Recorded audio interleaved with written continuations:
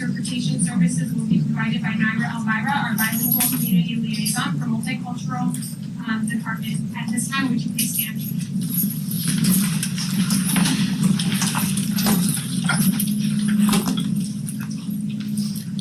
Pastor Chaplain.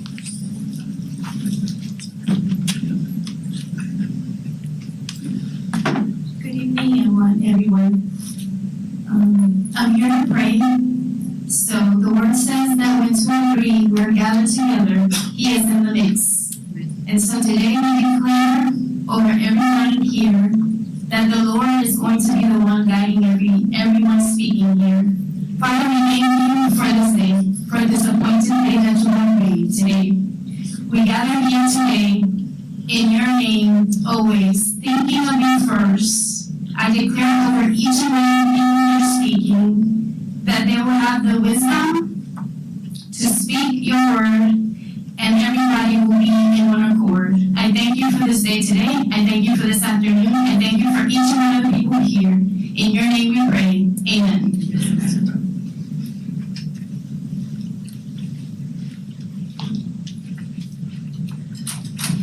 I pledge allegiance to the flag of the United States of America and to the republic for which it stands, one nation, under God, indivisible, with liberty and justice for all.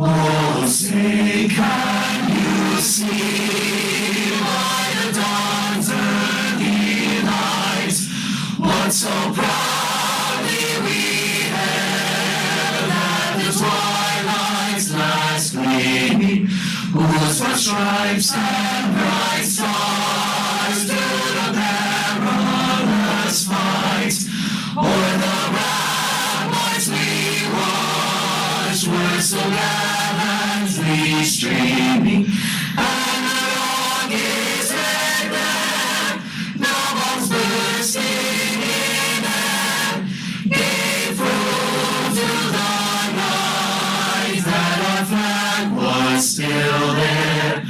Oh, say does that star-spangled banner yet wave o'er the land of the brave and the home of the brave?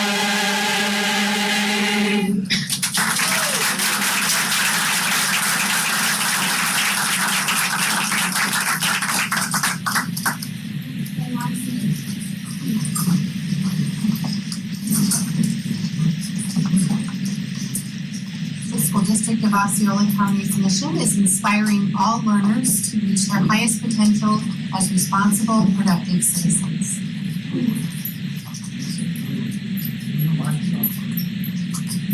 I am Naira Alvira, I'm here to provide interpretation services in Spanish. Soy Naira Alvira y estoy aquí para proveer la interpretación al español. We are on to positive comment from board members and superintendent. I'm going to start, however, with Joe Arzuaga from OHS for his appointment. He missed being able to speak at the meeting where he was appointed, so we invite you up now to have your moment.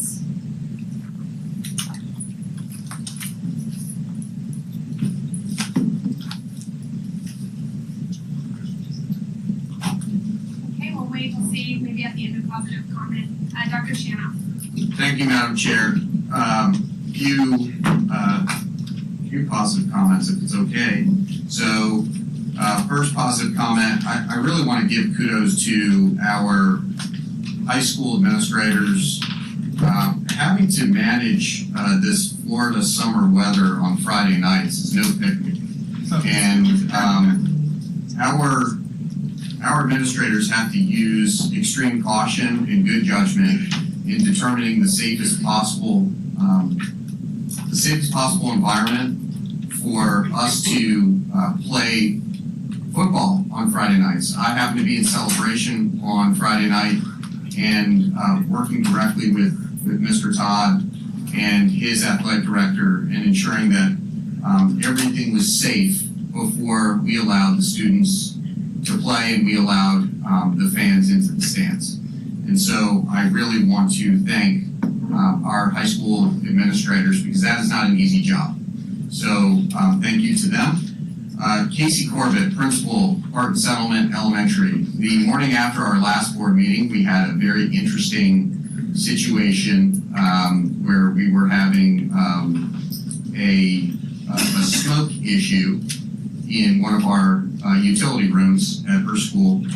She did a great job keeping her school completely calm while we were able to go ahead and remediate the issue, fire department as well, and we were able to get that school back up and running very, very quickly, but it was only because she had her policies and procedures down pat. And she's one of the best when it comes to procedures, and it was evident that day. I want to thank our maintenance team and our safety, security, and emergency management team for their quick action as well. And then I also want to take a moment and recognize John Boyd, our executive director in human resources, who was actually tapped to speak at the next Florida Educational Negotiator meeting about the communication between the district education negotiators and the unions, because he is considered to be the number one when it comes to the communication strategy between the school district and union leadership. And so I think that is not just to John's credit, but also to the union's credit as well, being collaborative with us. So congratulations to John for that. Thank you very much, Madam Chair. Ms. Castillo. Thank you, Madam Chair. Wanted to thank the representatives from ALCO, OTEC, Valencia, and FTC for their attendance this weekend at the Mercy Foundation Education Fair. So I was able to co-host that with Commissioner Martinez, and it was just a really good event, and I was really just happy and grateful to have representatives from the district there giving folks information about how to further their education. I also want to thank, or shout out, not thank, although thank yous are enough as well, for Miss Mojes. We all know Miss Mojes. We all know Miss Mojes from Toho. And once again, her students did extremely well at the Florida Graphic Design Industry Print Awards. We had a best of show, and that was Alana King, so congratulations to her. And in total, they received 13 excellent awards and 22 honorable mentions. So as per usual, well done, Ms. Mojes and the Toho Digital Design team. And Dr. Shanoff and the Community Relations team, I don't know how many conversations we had over the past 2 weeks about issues that I saw online. And I was just like, can you look into this? And you're like, yeah. 2 hours later, you're like, we fixed it, or we spoke to this person, or we were able to find them. Your rapid response team and the way that you are consistently plugged into the community is incredible, and I really appreciate that.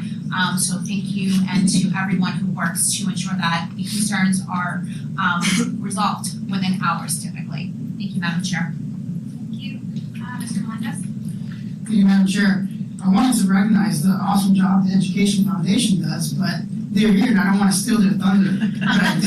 So I see the chairman, I see the board members, and just it's really hand in glove how the Education Foundation works together with the school district. So much so, I also want to honor the superintendent for going there in person. We all have busy lives, but it's the fact that the foundation is really there for the purpose of supporting the schools in any way possible that they can with certain limitations. So I don't want to go too far into it. I'll let them go ahead and give you all the numbers and the presentations they have. I just want to let everyone know that the school district and the foundation really have a wonderful relationship where they focus on moving kids forward in all aspects of their lives. It's not just academics. If they don't have food, if they don't have school supplies and things like that. Like I mentioned, I don't want to steal the thunder too much, but I just want to say that it's really a privilege to see that, because throughout the state of Florida, it's not always that case. There's some relationships where it's not as tight, as collaborative as it is here in Osceola County. The other thing I wanna mention too real quick, we forgot to mention Dr. Kennedy is the new principal at Osceola High School.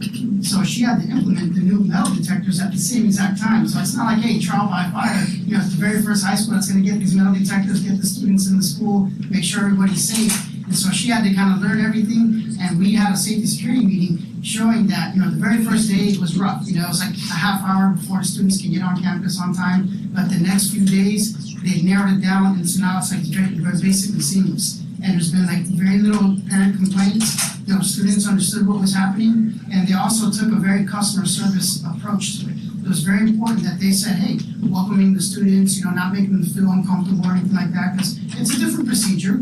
And the thing is, Dr. Kenny doesn't have a blueprint. There's no other district, you know, school in the district that has it. So the fact that she took it head on, you know, took it smiling and had very little incidents, and so I just want to give her kudos publicly to let her know that she did a wonderful job for taking it on right away and really being the model, the lead for everybody else in the district. Mr. Aguayo? Yeah, I'd like to thank all of the chaplains and people who have been trained as chaplains in conversations regarding the program that we'll be discussing tonight. Obviously, there's a lot of interest in this program, and I think that without having spoken to chaplains, then you would be, I guess, without guiding principles, right, in the matter or the experience and understanding of what a chaplain does and how they serve and what they mean to the community and what they mean to families who are in need of a chaplain. So I'd like to thank all the chaplains in the community for those conversations, and I appreciate it, and I look forward to learning more and engaging with you in the upcoming 2 weeks. Thank you. I want to echo a little bit of the conversation around the Education Foundation. I'm not going to steal their thunder either, but I do want to thank all of the businesses, the business partners, the community partners, the individuals that donated during the school supply drive that we'll be talking about here in a little bit, because it takes everybody to come together for a community, ensure our students have what they need to start the school year off right and continue throughout the year. And if you haven't donated somewhere yet and you're looking to donate, I know the current drive doesn't end until August 31st, so you've got some time this week to get it in. But the foundation collects things throughout the year, so know that that's a place you can go to and always donate your time or your money or things that you have for our schools. In addition to that, I want to say that I visited Nice Point K-8 on Friday. It was a surprise visit with Dr. Shanoff. We just popped in while we were in the area, and man, the work that goes into starting a new school is unbelievable, and I just want to give a public shout out to our teams, from their team at the school, our facilities team, our administration team, working through all of the different nuances that come up when starting, opening a new school. And really, Mr. DeWright, the principal of that school, has already committed to helping and making a list for our next principals that will be coming on to open some of the schools that we have in production right now. And I think that will be very beneficial and very helpful for someone new that's going to be doing the same thing that he's working through. But really, there's a lot of good stuff happening at that school, and there's a lot of good to come with the school in that area that's needed. So that's what I have for tonight. And Mr. Ramsey, last but not least. Well, going last, so you have to pick through the things to say because some of the other board members I'll start with you first. talk about them. I want to say a big congratulations to St. Cloud High School in Toho on the big football wins Friday night. Was able to attend Harmony. They had a tough loss. I want to thank Scott Nobles and Dave Sharma and Dr. Allen. Also, I've had some issues with schools and busing issues and some other things, and I've been able to reach out to them and thank y'all for getting them solved fairly quickly. I was able to visit 7 schools the last week and a half. A big shout out to all those schools. I'm amazed at how well they're being run. Only a week and a half, and things are clicking along. Still got a little issues. I know there's some IT problems, and I've talked to Dr. Shanoff about that and some computer problems at a few schools. But again, I'd like to thank all the teachers and staff for all the work that they do.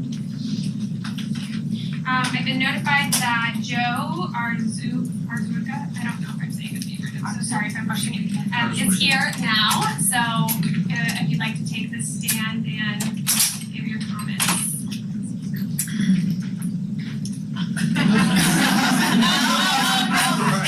In 1 minute. Everybody has to act surprised now.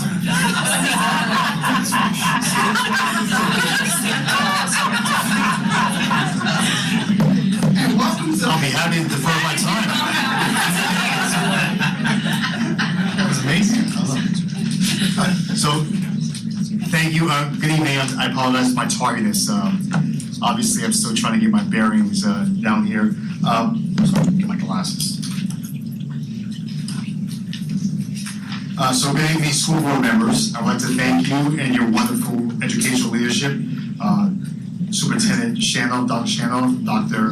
Kennedy, her wonderful cabinet, which I just joined, Mr. Ayers, Mr. Bronski, Dr. Roy, and especially Christy Ray, who's on the district level, who kind of supported me through this process. As someone new to the school system and to the state, you have taken a chance with someone who you never met. I want to live up to the expectations of supporting the growth and maturity of our scholars at Osceola High School.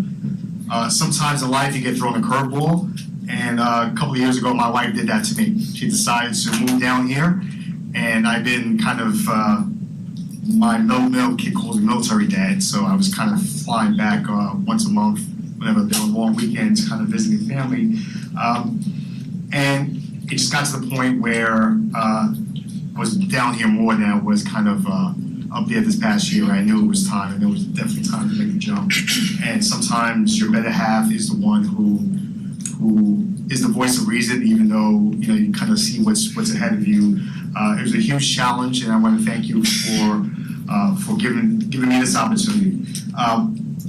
I decided it was time to close the book of my 30 years of being an educator in New York City public schools and begin this new challenge. Now, while that number of years seems like a lot, seems like, hey, there's nothing that I haven't seen, I can tell you I have a lot to learn, and I want to thank you for giving me the opportunity to be able to have a new experience. During my short tenure here, I've been here this is my second day of work. Thank you again for appointing me and also allowing me to kind of close up shop up in New York. It's been a wonderful two days. I know first day I felt kind of worthless. I'm trying to absorb everything, but they've been nothing but supportive. The amount of teachers and staff members who have stopped and just say hello, say, hey, I need your help. Can you give me your thoughts on this? It's been amazing. So again, thank you for the opportunity. I want to thank also, I know I mentioned her, my wife Jeanette, who kind of blindly took the plunge. She took I have 3 kids. I have one is 27, another 19-year-old, and a 6-year-old. I call him the Oops because that was a time when I took on a role of principal and kind of running around checking out the head up there, and but wonderful, lovely young man. They're currently in Disney right now, so it tells you how much they're loving life down here. But she took them and she wanted to start a new life, and I think it was definitely something that I should have just went right behind her. But thank you again for the opportunity. I look forward to learning from you guys, but also my promise to you, my promise to the students of Osceola High School is that I'm going to bring my experience. I'm going to bring, I come from a rich background of being a CTE educator. I've been that for, a teacher, assistant principal, and now recently a principal, and now back to assistant principal, but just been a CTE all my life, and I think that's something that we need to embrace and help strengthen wherever we go. I think that's something that it gives value to the diploma. It's not just a high school diploma, but also what are you doing with it? And I think being a student who graduates from a CTE program is something that will give more relevance to the high school diploma. So I hope to bring that knowledge and also that kind of passion and drive that I received, and I kind of impart to all my former students, to the new students of Osceola High School. Thank you. You're welcome.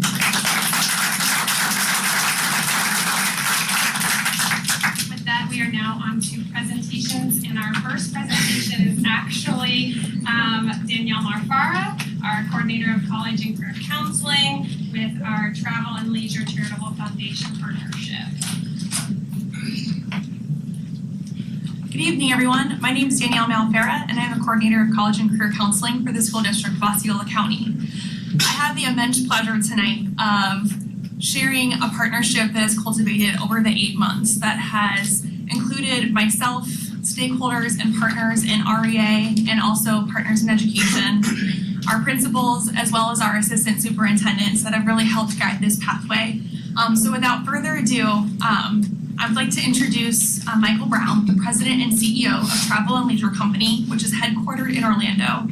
Travel and Leisure is the world's leading membership and leisure travel company, operating 8 vacation club resorts in Central Florida, including 3 in Osceola County. Michael joined the company in 2017 after serving in executive roles for Hilton Grand Vacations and Marriott Vacations Worldwide.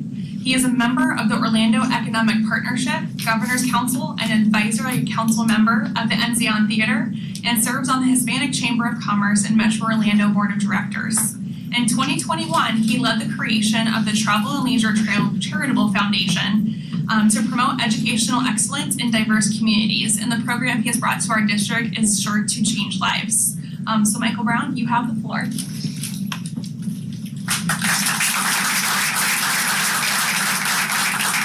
Good evening.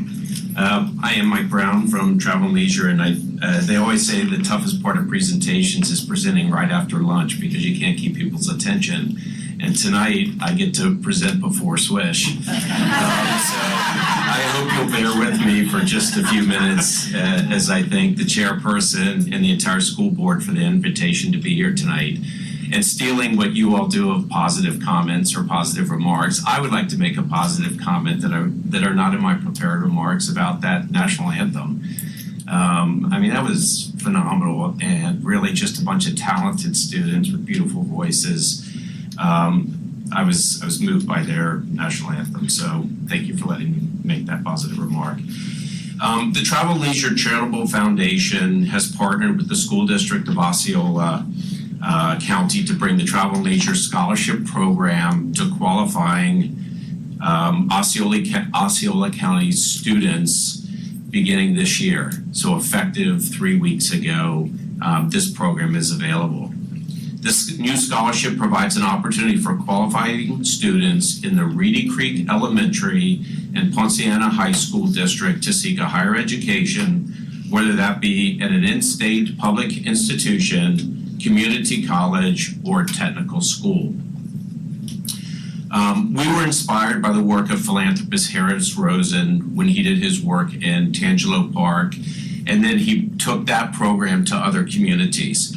That inspired us to establish the Travel and Leisure Foundation in 2021. We simultaneously announced the same scholarship program in the town of Eatonville in North Orlando, which has since helped 26 Eatonville students and growing achieve their dreams of a higher education. Using our Eatonville Scholarship Program as the blueprint, we are honored to partner with the school district of Osceola County to help remove financial barriers and inspire local students to soar. We want to express our gratitude to the school district of Osceola County with special thanks to Danielle Malfara, Reedy Creek Elementary Principal Katie Adams, and Ponciana High School Principal Jeff Schwartz, along with Superintendent Shanoff, Superintendent Shanoff, for their warm welcome into this community. We would also like to thank Congressman Darren Soto for the championing this meaningful cause. I spent the entire Don Quixote Awards last year that's held at Disney every year speaking about this program just 8 months ago. Harris Rosen, I would also like to thank for his pioneering efforts to support underserved and all communities through access to education and programming. And lastly, the Travel and Leisure team, including Kim Marshall and the Travel and Leisure Charitable Foundation Board, as well as Tia Pendleton, both here tonight, and our diversity resource group that embraces the Hispanic community, which is so strong here in Osceola County. Thank you.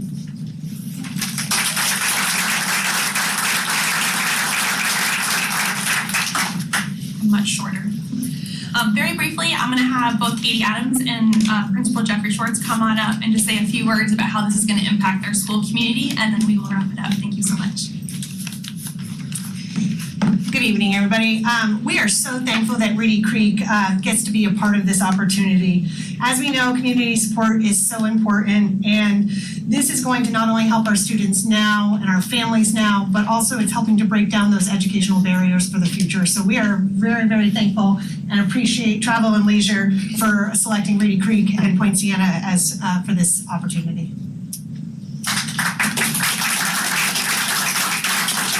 This is a huge deal for the Point Siena community. What I love most about this scholarship opportunity is that it's for the families that have decided to make that commitment exactly to the Point Siena area. The students had to start at Reedy Creek and go all the way up through high school at Point Siena High School. So this is going to be a game changer, not only for our students, but for the Point Siena community at large. So thank you guys so much. This is awesome.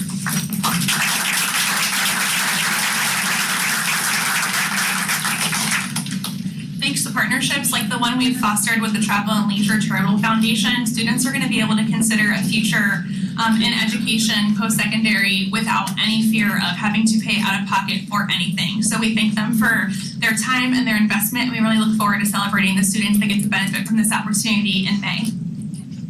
Welcome to the family, Travel and Leisure.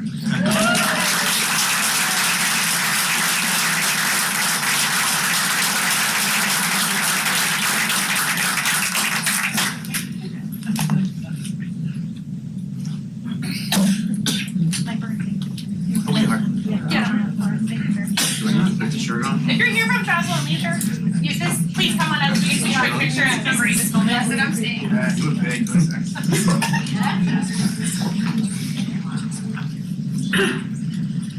Hopefully my workout allows me to put this on. Who wants to hold the microphone on? Here, we're gonna come right up over here. Thank you so much. Hi. Yes. Thank you very much. Thank you.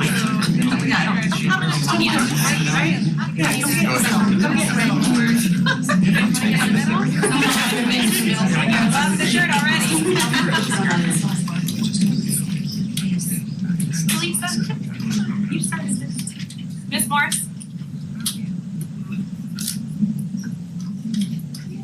You're not getting out of this, Morris. Get up here. Thank you. I tried so hard.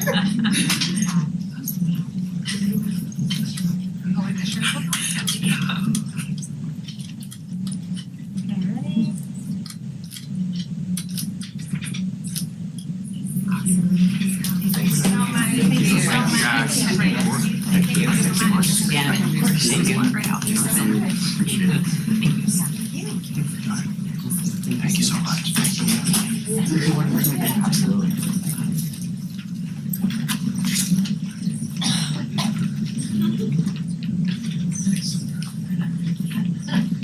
Okay, the moment Swish has been waiting for.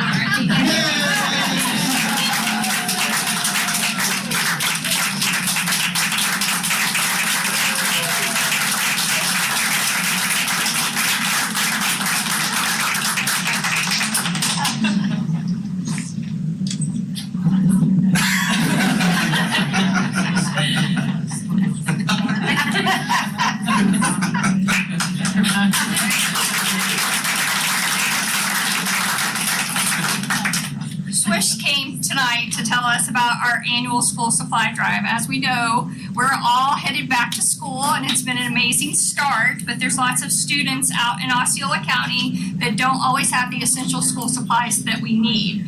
This time I'd like to have our chairman of the Education Foundation Board of Directors, Kathy Pearson, come up here and say a few words with Swish. How's it going, dude? That's a hard act to follow. Absolutely. I just want to personally thank you all for everything you do and the partnership we have with the Education Foundation Osceola and the school district. It's amazing.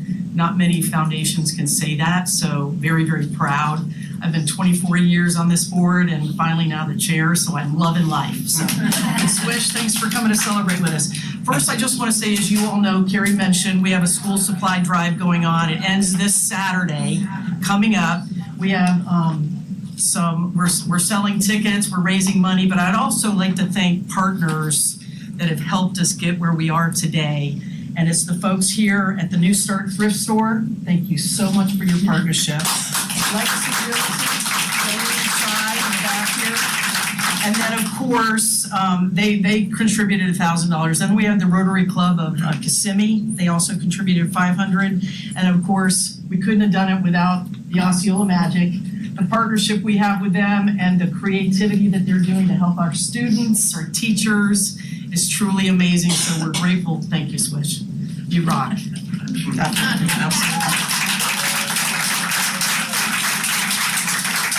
if you all aren't familiar with our supply drive, of course, we take donations, as Heather and Julius, thank you so much for your input on that.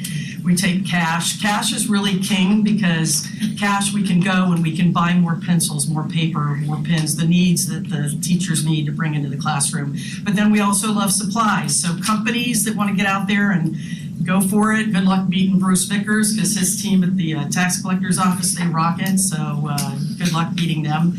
But I just wanted to thank you all again for your commitment. We look forward to continuing for many years to come.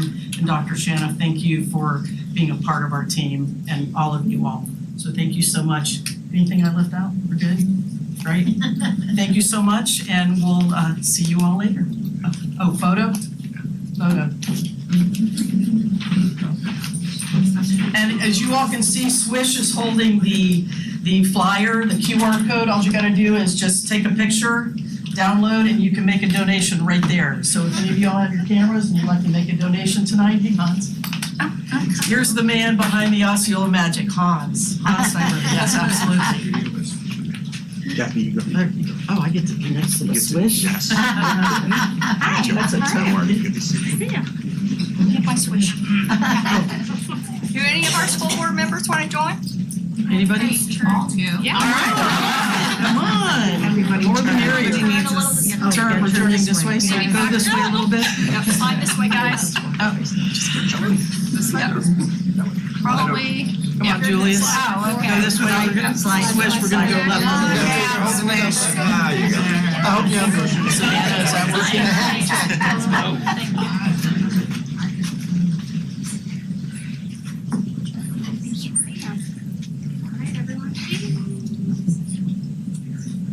Chicken poop. Again, thank you.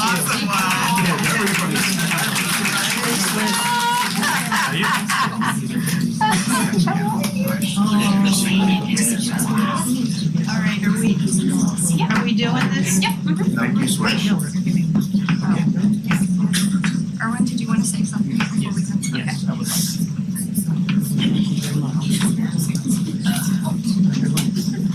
Okay, I would just like to say something. I'm an Osceola County teacher. I've been in Osceola all my life as a teacher. I'm hitting 31 years doing it, and there is no better job in the world. And I tell you, when you watch these students, I get them in 9th grade, and they graduate in 12th grade, and they graduate into a career. I heard the gentleman talking about CTE, and yes, that's where I am, is CTE. And I love teaching what I teach. I partner up with all these business partners that hire our kids. We have competitions, which any of you are welcome to come and see our competitions. I know, John, you are there every year with our competitions to see them. And these kids really accelerate in what they do. They are the best of the best anywhere. Coming around, you're going to see my board members, Jean, Stan, and my beautiful wife, Terry. And we're giving you out a gift. Please enjoy the gift. In today's society, you want that hand sanitizer, very important. Keep you healthy, keep you good. But I've partnered up with the Education Foundation for many, many years. It's a great program. I'm always there to give. I can't tell you how many times Kathy has seen my truck show up at the warehouse with all sorts of goodies for them. So again, guys, thank you for everything you do. And believe me, I appreciate everything you do. Thank you. Thank you.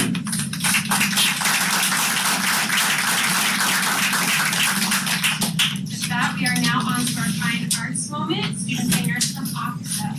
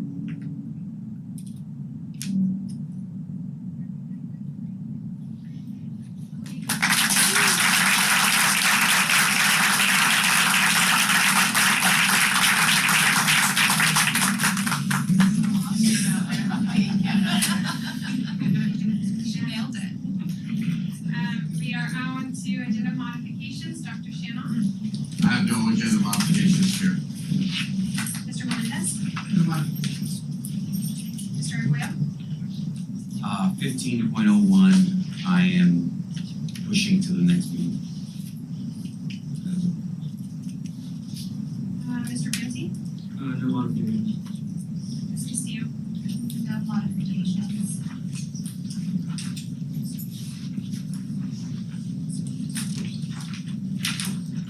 Madam Chair, I make a motion to accept the agenda with the modification of pulling board member, I believe it's item 15.01. I have a motion by Ms. Castillo. I have a second by Mr. Melendez. All those in favor? Aye. All those opposed? Motion passes.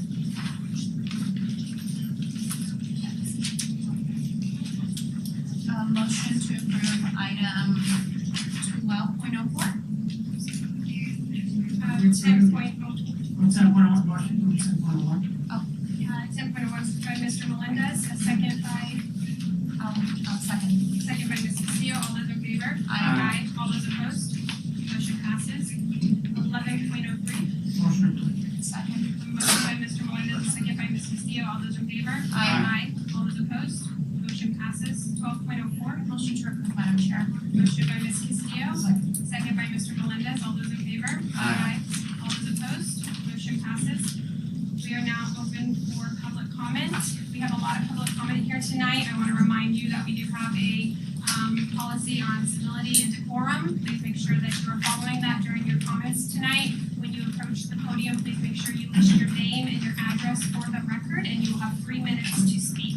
We are starting with Jacqueline Rodriguez. And a reminder, if you leave the microphone there and just adjust it to the height that you need, there were issues with people being able to hear members that took the microphone into their hand last meeting. So leave it there and just move it to the height you need. Okay, thank you. Good evening, my name is Jacqueline Rodriguez. I live here in Kissimmee, 417 La Paz Drive, Kissimmee, Florida, 34743. I'm a mom of two teenagers who are disabled. One of them is autistic, cerebral palsy, lower development delay, blind, he's nonverbal, and he was in Osceola High School until last Thursday. So the first day of school, August 14, he was restrained because he was aggressive during transition. So I received a call from the principal, Miss Kennedy, and the assistant that he was aggressive. I understand all that, and they restrained them. They restrained him. However, when they restrained him, he was facing down the floor. The 38 minutes. The report was not given to me until 8 days later. The incident report. I request by email investigation, statement, reports. I need more information, and at this time, I did not have any email from the ESC director, any investigation, anything at this time. And my son has bruise. One thing is marked, and one thing is bruise. And I know about restraint, because I was assistant teacher in Horizon when Ms. Jenninger was principal, and I know they teach me how to do the restraint. I took the training for CPI, but one thing is restraint, and one thing is going home with this mark. It's a person that cannot speak. He take 8 medication per day, and he went home with this mark. And I received a call from Miss Kennedy telling me that he will go home with Mark. However, the report say that the nurse checked him and he don't have Mark. How he came with this Mark? He's still fighting to sleep because he's afraid to go to school the next day. I don't want investigation for this. I had to speak for him. He is non-verbal and he has Mark. When I spoke with the police involved, because I know who police was, I had the information. They told me that when they went to the classroom, my son was facing down the floor, all the way down, half of his body on the cream concrete. That's why his knee has the bruise, and half of his body on the mat. And they told me that's not we do the restraint because he's a medical, he take medication. The police explained me that they do the restraint on the side, not face down the floor. So when his dad picked him up, his dad was crying, he was in shock because it was another person holding my son's head toward the floor, blocking the way for him to breathe. We are talking about a person that cannot speak. He's disabled, he's blind, and he came home with bruise. And this time, nobody explained me exactly what happened. I need investigation, I need a statement, and it was all denied. 8 days after I received the report, and it's not true, the report. It's not the all information there. That's what I'm here. I don't want to be here. I sent an email requesting meeting and nobody answered. That's what I'm here, because nobody heard me. Nobody replied to me, and I had to fight for my son. Thank you, Ms. Rodriguez. Dr. Shiro? Yeah, I'm not familiar with this. This is the first I'm hearing of it. We'll be contacting you, ma'am. We'll actually meet you out in the foyer to discuss further. Okay? Thank you.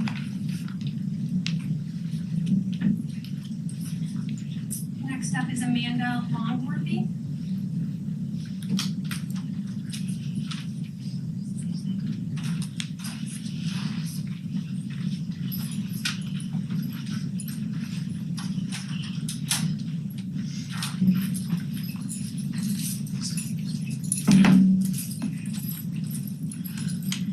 So it's Amanda Langworthy. Thank you, sorry. 1945 17th Street, Sarasota. I was Florida born and raised, and requiring to give my address and public comment is honestly kind of a violation of my privacy. I'm here with the Voices of Florida Fund. Allowing chaplains in public schools shouldn't be a debate. The continuous blurring of religion in our government should be stopped and should not be up for debate. This country was founded on the principle of having certain inherent freedoms, and the freedom of and from religion being one of those. Congress shall make no law respecting an establishment of religion. By allowing chaplains who are religious figures with specific faith-based roles into public schools, an arm of the government, we blur this vital boundary.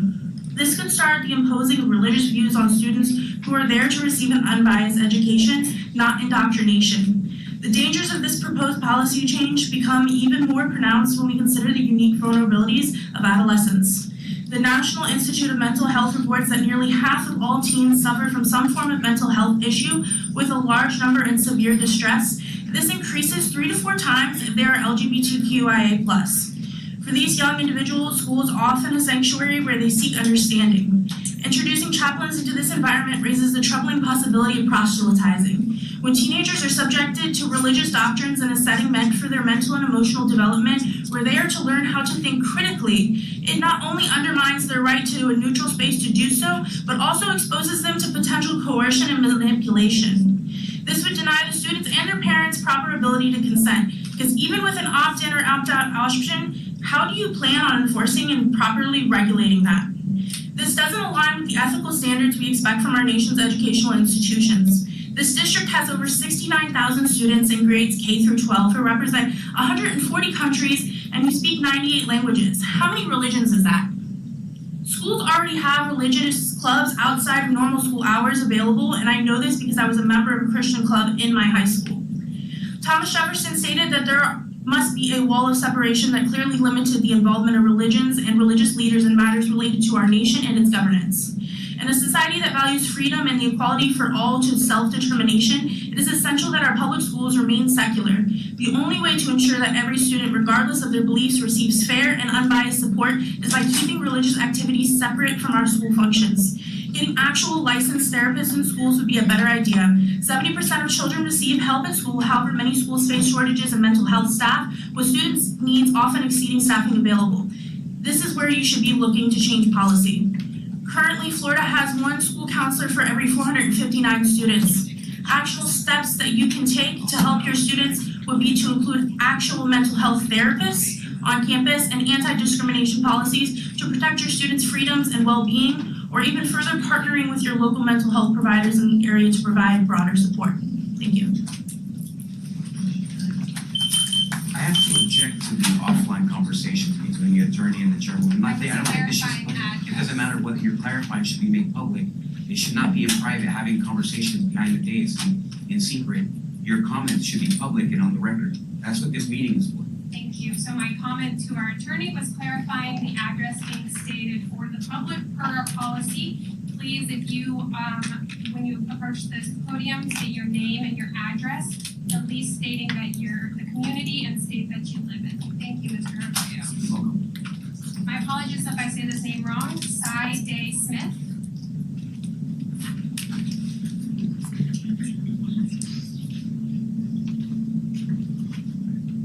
Hi, my name is Cy Smith. Good job. I'm not going to give my personal address. I will was told it was okay to give our business address. We are an organization. We are a statewide organization, and we do have members that are here in Osceola County, but for privacy reasons, we will give our organization address, which is 1945 17th Street in Sarasota. Now, Representative Grawl, who sponsored the school chaplain bill, said that they see school chaplains as alternative mental health counselors. Their words. Now, the Florida Educational Equity Act states that guidance services and counseling services in the state public education system shall be available to all students equally. The definition of equal is of the same measure, quantity, or amount. This means that if religious counseling is available to Christian students at a school, it would also have to be available to Jewish, Buddhist, Hindu, Islamic, etc., etc., etc. So my question to you is, are you prepared to provide readily available chaplains to meet the needs of the entirety of the diverse student body of every school?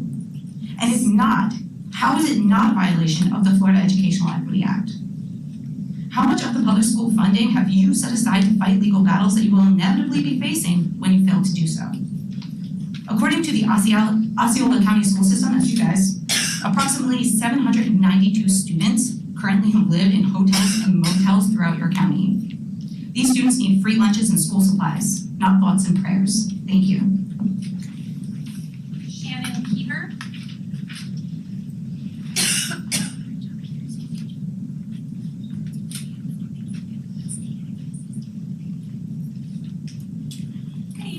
Hi, my name is Shannon Keever.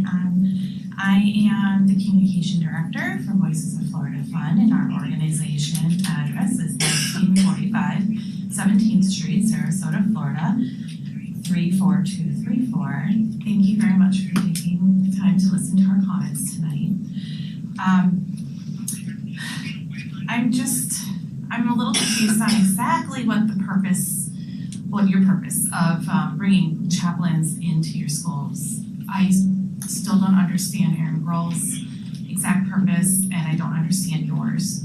If it is for mental health counselors, I think that Melissa pointed out that they aren't necessarily trained mental health counselors. That's not their main job. I mean, it could be, but that's not what they're there for. So if you want to, I support bringing mental health counselors for our students, for their experience. If it's for scholastic and future career guidance, then you need to bring in more trained guidance counselors, not chaplains. Children see adults as an authority figure. Putting a religious person in schools is going to influence some of those kids based on those particular adults' faith. That's not fair. It violates their right to an education free of an established religion. There is one religion in this country that outnumbers all other faiths. There are many denominations, but they fall under the umbrella of Christianity. Therefore, we know that the vast majority, probably close to 100% of your chaplains will be of the Christian faith. Ask yourselves if you knew that 100%, almost 100% of these chaplains were going to be Muslim or of a pagan faith, would you still be implementing this policy? Yes. Everybody in this room knows you would not. And that's why it's a violation of the Establishment Clause in the US Constitution. Even if it was 50 or 30%, you probably wouldn't be doing that because you wouldn't want your children to be influenced by somebody else's religion. This is a very thinly veiled attempt to bring one specific religion into our public schools, and it's indoctrination. And I ask you to withdraw this proposal. Thank you very much. Thank you. Helen back.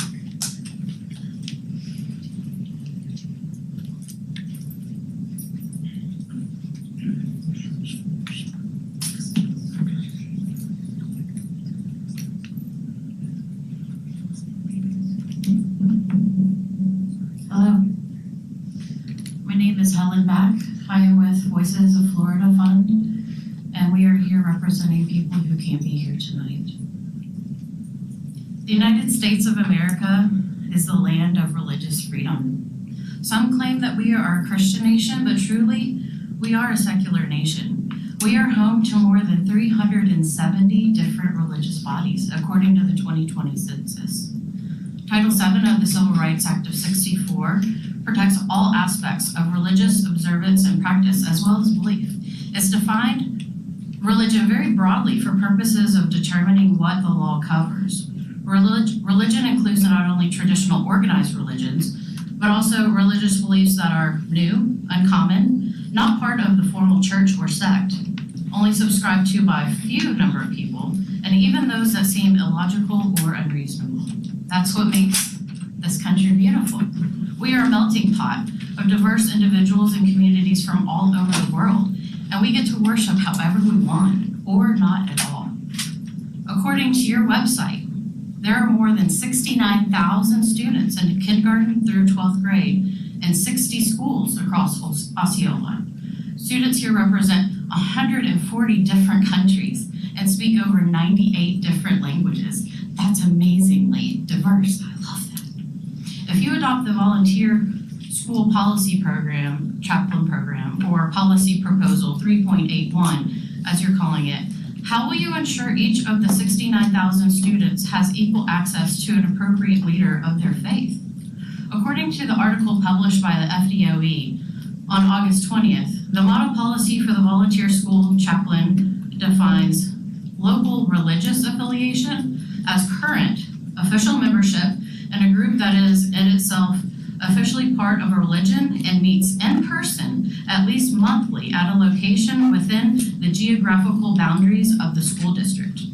The next policy definition states, religion means an organized group led, supervised, or counseled by a hierarchy of teachers, clergy, sages, or priests that, 1, acknowledges the existence and worships a supernatural entity or entities that possess power over the natural world. 2, regularly engages in some form of ceremony, ritual, or protocol. And 3, whose religious beliefs impose moral duties independent of the believer's self-interest. Where did these definitions come from? And who got to make these rules up? This sounds very un-American to me. This sounds like it's not the freedom of expression for religious people. This sounds like religious discrimination. The thing about the separation of church and state is when you allow one religion to enter government-regulated spaces, you must allow equal access to all religions. Time is up, thank you. Even the ones that scare you. Please oppose this bill. Thank you. Juliet Spears.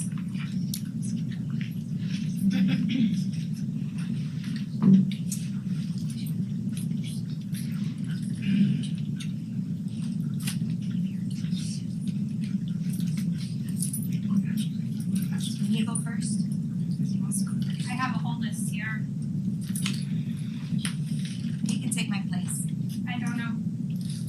I don't have a problem with board member if a person wants to waste their time to support somebody else.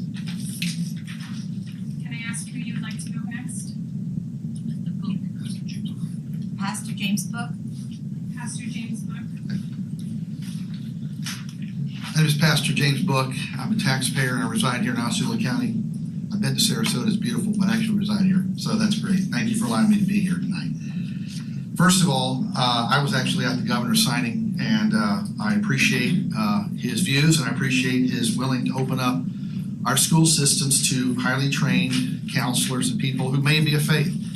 I was a little insulted tonight as I hear people of faith marginalized as uneducated and unable to communicate and meet the needs of hurting students. We have a number of public school students at the church in which I serve, a number of backgrounds, cultural backgrounds, and we're not perfect, but we are more than capable of meeting their needs, counseling them through the challenges that they face. Thomas Jefferson's name was used tonight. Jefferson did use the word separation of church and state. For those who care about history, know that his term separation of church and state was written to the Danbury Baptist, confirming and affirming that there would be no state religion in the United States of America. Unfortunately, the left has misconstrued that term to include the separation from God, the church, marginalizing roles of faithful people to anything secular. Now, let's talk a little bit about, is there a religion in the school system? Now, we have a number of teachers in the public school system. I've worked and labored to help assist the public schools in the county in which I've been a part of. But the father of public education was John Dewey. And in 1933, he helped sculpt and define the Humanist Manifesto. We always know naturalism, that word was used too, and that's fine. Naturalism is the antithesis of intelligent design, which is the science, naturalism in the public schools. We understand that. So religion has been in the public schools for years. The definition of secular education, secular humanism, again, coincides with the father of public education. All we're asking is, in the spirit of tolerance, the spirit of diversity, in the spirit of inclusion, in the spirit of affirmation, it would be nice if we could open up in the spirit of tolerance, diversity, and inclusion, people of faith. The misinterpretation of separation is called for complete dismissal of religion, morals, and the hierarchy of truth in the school classroom. We're only asking for an opportunity, and I think the governor and the legislature has done a great job making sure no one is offended, no one is being accused, no one is being marginalized.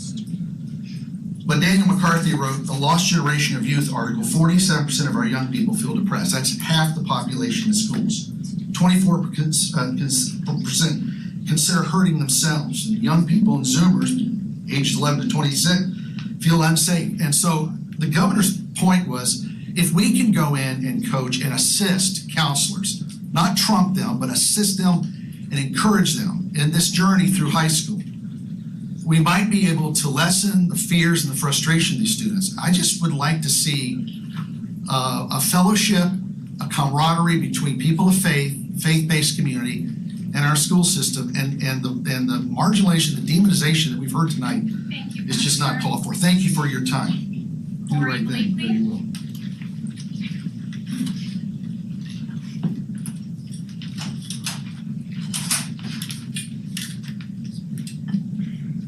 Good evening, board. My name is Corey with Voices of Florida Fund, and I live over here in the beautiful Kissimmee at 2414 Winchester Boulevard. The last time that I was in Tallahassee, House Bill 931 was still going through committee. In these committees, interfaith chaplains took the dais, saying that they are not equipped in their training to deal with the complexities of a student's mental health. The role of a chaplain is to contribute to the spiritual and pastoral care of students. Supreme Court precedent says, in part, that religious activity must not occur during school operational hours or school-sponsored events. This proposed policy, 3.81, and this law is blatantly unconstitutional. Federally funded public education should remain secular. Any preference towards a religious group in any government-funded public school system is a clear bridge between church and state. In fact, board, school systems are not allowed to promote or favor religion or coerce students' consciences, and by the governor explicitly mentioning the Christian faith during the signage of HB 931, this sets a dangerous precedent to all school systems about the preferential treatment of religion and thus implicitly establishing a religion here in Florida. The opt-in forms to be instated are a violation of the coveted parental bill of rights through the infringement on a parent's choice of education for their child. Even if a parent opts out their student from this program, there is a non-zero chance that these chaplains will interact with these students in the hallways. If parents want their children to have religious representatives within their teaching, then may I suggest going through with a school voucher offered by HB 1 instead of going into our secular, government-funded education. Thank you for your time. David Williamson.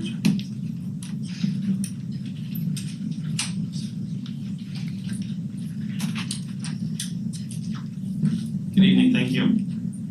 David Williamson on behalf of the Central Florida Free Thought Community, 83 Geneva Drive, Oviedo. Thank you for bringing this policy back again for discussion. It needs more time, additional consideration, and more voices need to be heard. There are 257 religious congregations in Osceola, according to the latest data we have. Just 14 are not churches. 14. If each has one member of clergy, just for the math we're doing, this means that there are 4 pastors for every school in the county, and just 1 minority faith leader for every 8 schools. So I guess they cover all of the minority faiths for those 8 schools instead of just their own. No matter how you do the math, the students who will be served by this program are the ones that need it the least. You've heard tonight and we'll hear more about the many reasons that this is problematic for students, teachers, administrators, district staff, and for the citizens. Very few of whom are clamoring for you to give clergy members office space and face time with students. Religious freedom is a fundamental right, to me as well. That's why I spend my time in this conversation as a member of the Central Florida Commission on Religious Freedom and the Board of Directors of the Interfaith Council of Central Florida. Because I believe in the good that people of faith can do, and I want to preserve their right to exercise that faith. But equally important are the students' rights to feel safe and welcome at school. If you're reconsidering draft policy 3.81, I'll point out again that Roman numeral 2, letter D, number 3 indicates that no matter what they say, as long as the chaplains believe it to be true, they cannot be accused of proselytizing. Calling kids severely mentally ill or victims of demonic possession, using threats of hell, are permitted by this policy as long as they believe it. I didn't make these things up. People in this room actually believe them. And if you're in the volunteer chaplain corps, that will be protected speech. If you think coaching will prevent that, you should seek legal opinions on what happens when the government attempts to tell clergy members what they can and cannot say. And according to Roman numeral 3, letter E, number 2, those conversations will be confidential and behind closed doors of an office paid for by our tax dollars. The ramifications of this are huge.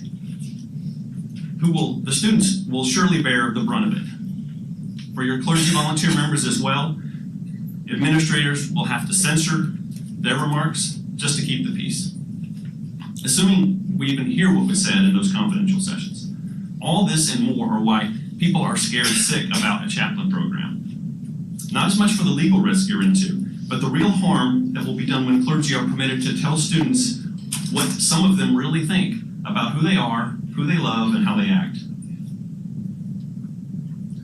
I'm about out of time, so I'll just say that I'm looking forward to providing testimony to the committee when they meet to discuss the policy. And I will point out that it is common in these situations that people locally don't want to show their face or put their address on the record. So others come to speak for them. Thank you. Thank you. Jocelyn Williamson.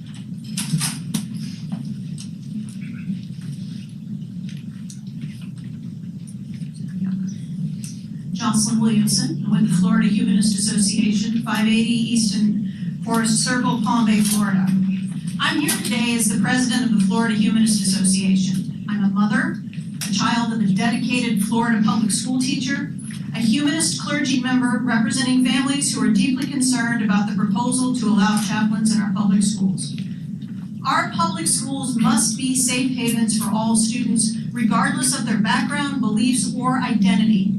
Allowing chaplains in these spaces risks introducing religious bias and creating an environment where some students feel marginalized or even unwelcome. My mother, a high school teacher, had a student who was an outstanding football player, but he identified as Jewish, and his team's frequent prayers made him feel isolated. And after 3 years of struggling with this, he finally quit the team his junior year because he didn't want to have to continue to pray. Another student my mother had, at a time when students didn't provide support for LGBTQ students, the student who was and identified as LGBTQ took his own life because of a lack of support at home, but also from judgment from his family's faith community. After this, my mother became the first advisor for the Spectrum Club and her school, creating a safe place for LGBTQ students. The principal at the time was unwilling to use Gay Straight Alliance because he was so scared of that term. If we allow chaplains in our schools, we risk not only repeating, but also increasing this harm by spreading religion throughout the school experience, especially for marginalized students like LGBTQ youth and others who already struggle to be accepted. Please protect our schools as places of inclusion and acceptance for all students by rejecting this proposal. Let's ensure every child can thrive without fear of being judged or excluded. Thank you. Lucienne Greaves.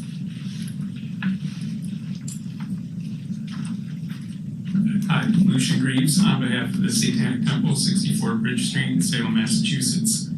Last year, we suddenly noticed a proliferation nationwide in school chaplain bill model legislation. The bills were being advocated for by an organization calling itself National School Chaplains Association, which happens to be selling an 8-week school chaplain certification course through Oral Roberts University for about $3,000.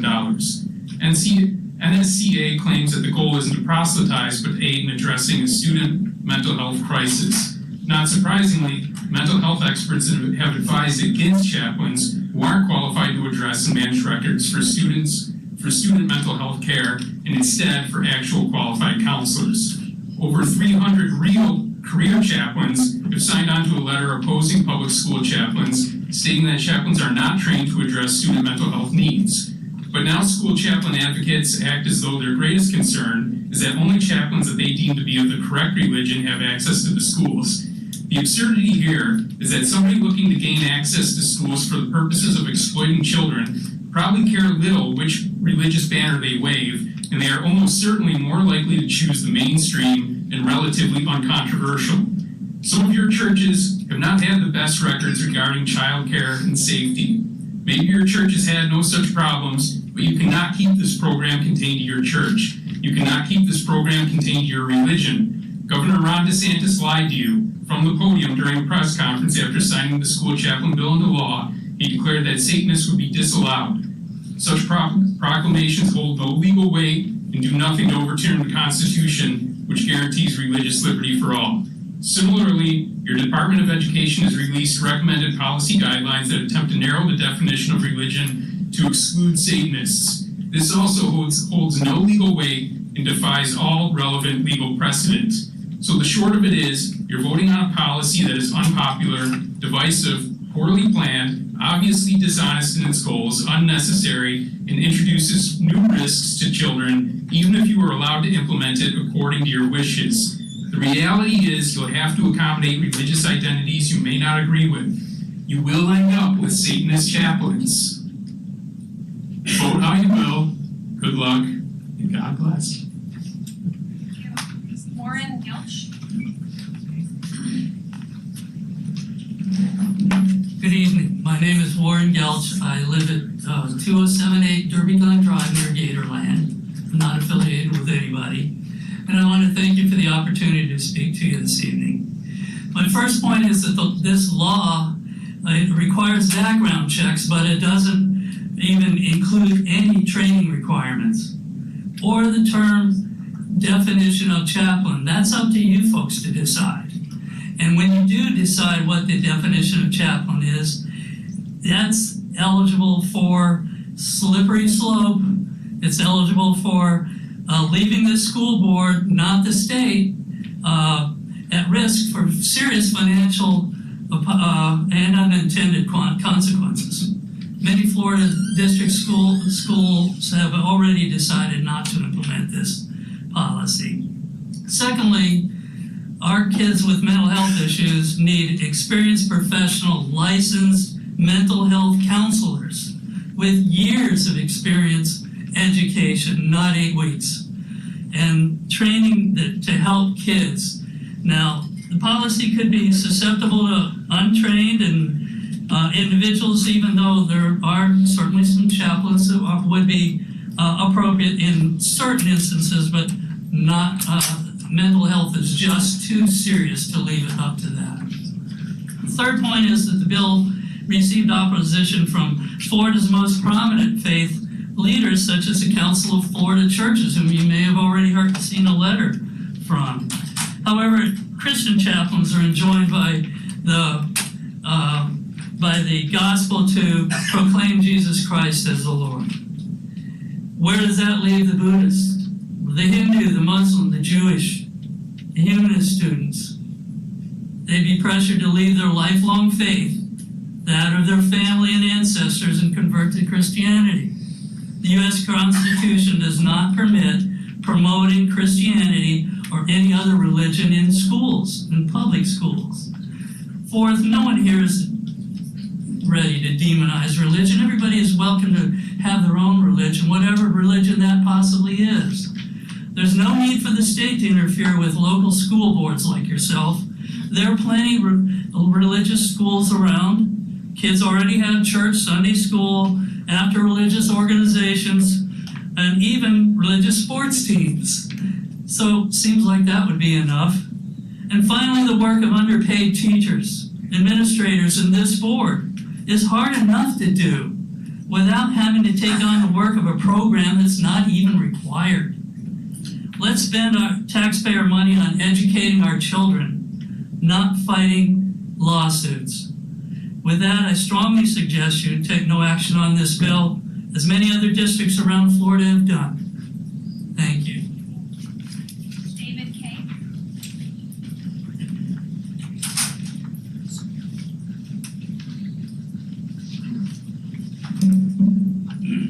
I'm Rabbi David Kay, and I chair the Board of Directors of the Interfaith Council of Central Florida, which represents 9 faith traditions and worldviews from Orange, Seminole, Lake, Osceola, Polk counties. I serve Congregation Ohev Shalom, whose members include residents of Osceola County, and I am the proud offspring of a public school, kindergarten, and elementary school teacher. As a rabbi for over 20 years, I've provided pastoral counseling to hundreds of individuals and families of all ages, backgrounds, and stages of life, and I can say with absolute confidence that none of that qualifies me as a school counselor or as an institutional chaplain of any kind. Those require specialized training, certification, and continuing education, none of which are included in the Florida law or the proposal before this board. Those are just some of the reasons why clergy organizations and associations of professional chaplains have opposed the school chaplain law and oppose its implementation. Now, don't get me wrong, I fully support students and families seeking out pastoral counseling, if they so choose. In fact, I wish more would. That's part of my job. But at the same time, that option is already widely available for anyone in Osceola County at the house of worship or the faith center of their choice. Bringing religious leaders into the public schools is not only unnecessary, it is counterproductive. As anyone in the clergy could tell you, religious affiliation and worship service attendance have steadily declined over the last several decades. According to the Pew Research Center, less than half of Generation X and Millennials, the age cohorts most likely to have school-age children, are affiliated with any religion at all, and the number decreases further for Generation Z. Now, and in the foreseeable future, that means school chaplains from religious traditions would, at the very best, represent a shrinking minority of students in the schools. Nor should we pretend not to know that the faith tradition predominantly, if not exclusively, represented by school chaplains is going to be that largest faith tradition in our country. Unless you have experienced being part of a minority faith tradition or of professing no faith tradition whatsoever, you may not understand the profound discomfort that would be caused by walking into your public school each day and encountering a chaplain who not only does not share your beliefs, but quite likely personally, although one hopes privately, but we can't be sure, condemns your personal beliefs, or even you. It would be a far better use of time, energy, and resources for Osceola County and for the rest of the state of Florida to focus on broadening and deepening students' access to qualified and certified mental health and counseling services. May that common sense and true caring for all of our youth prevail here today. Thank you. Nelly Hernandez.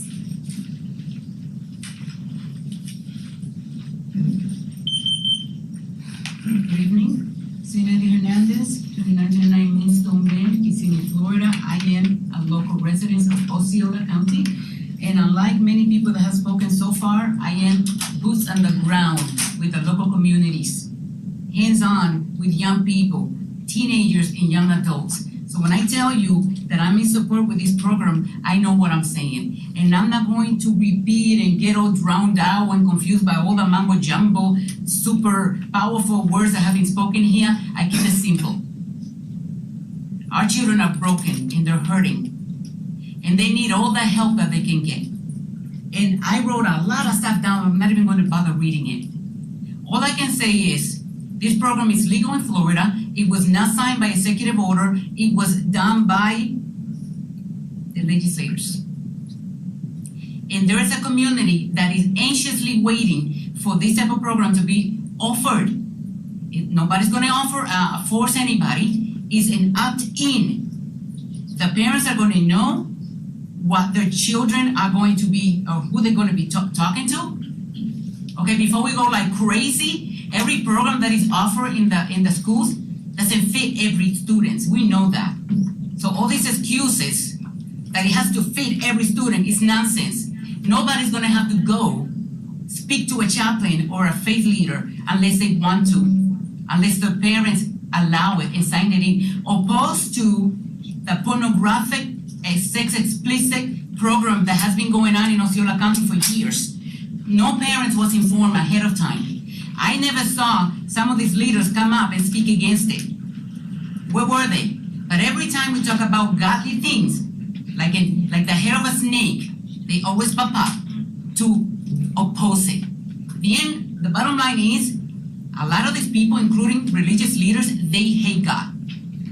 They don't want to deal with God. They want to continue the school system secular.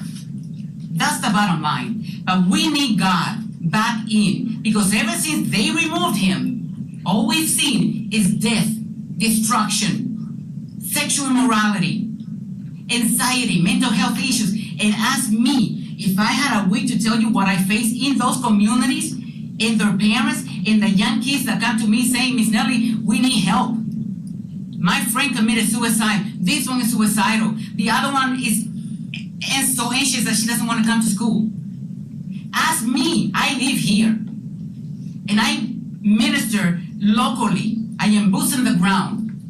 And a lot of the parents are not here because, like I said before, they're working 2 and 3 jobs to maintain their kids. None of these people that are speaking here know what they're saying. They're confusing the issue.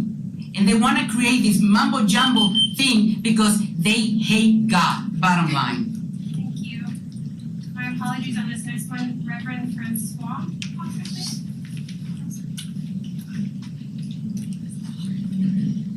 I'd like to say good evening. I am Pastor Felix Francois, I'm a chaplain. I'm here to observe and I'm here to see what's going on. This is my first time here, but what I was watching, I see we probably need more, more Haitian people here, more Haitian pastors, more Haitian teachers. So in our community, because we have so many kids, so many Haitian kids in this, in the Osceola. So we need them to get involved and to know more about what's going on, so they can participate, they can be part of what's going on. So that's why I'm here, and I'm giving myself as a pastor to help, to help this world, to help the parents, to help the students. So I'm going to leave my phone number and my address. My phone number is 407-692-7315, and my address is 2827 St. Albert Circle. So Orlando, Florida, but I'm in both parts. I'm in Kissimmee, I'm in Orlando. Try to go in both meetings to see how I can be the voice for the parents. So we need chaplains, because a lot of parents sometimes, even kids, they don't have a chance to go to church on Sundays. Some of them, they just anywhere except church. So we need that. We need chaplain, so they can help. They can pray for them. They can lead them and guide them. So we need that. As a matter of fact, I'm a chaplain. So we need to work with the school board, be part of whatever going on, and help the parents, help the teachers, and help the students, so we can do something for our community. So that's why I'm here, and that's all I want to say.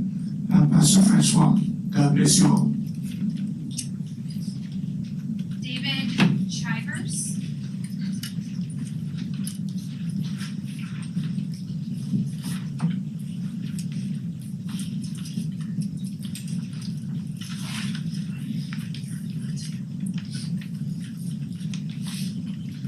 Good evening, David Shivers, 1603 Regal Oak Drive in Kissimmee. I'm here to speak against the Florida of Education model policy. I'm a humanist celebrant who does live in Kissimmee. If you're considering this, consider the significant burden that the process and decisions will obviously be placing on Osceola County.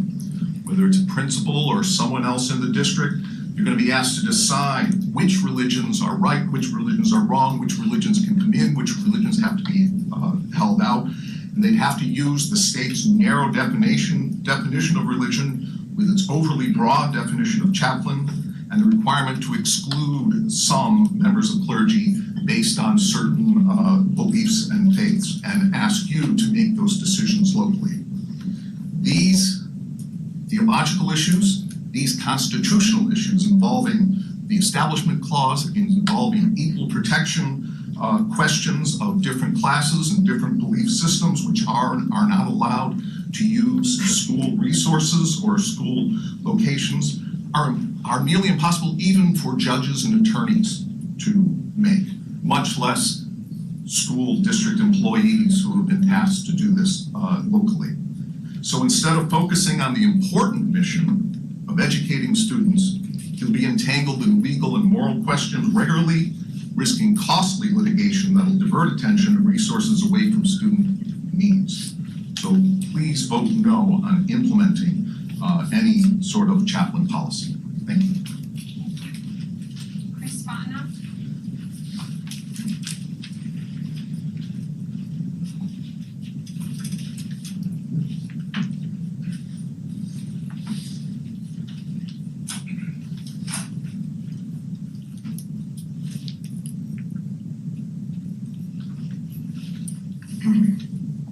Good evening.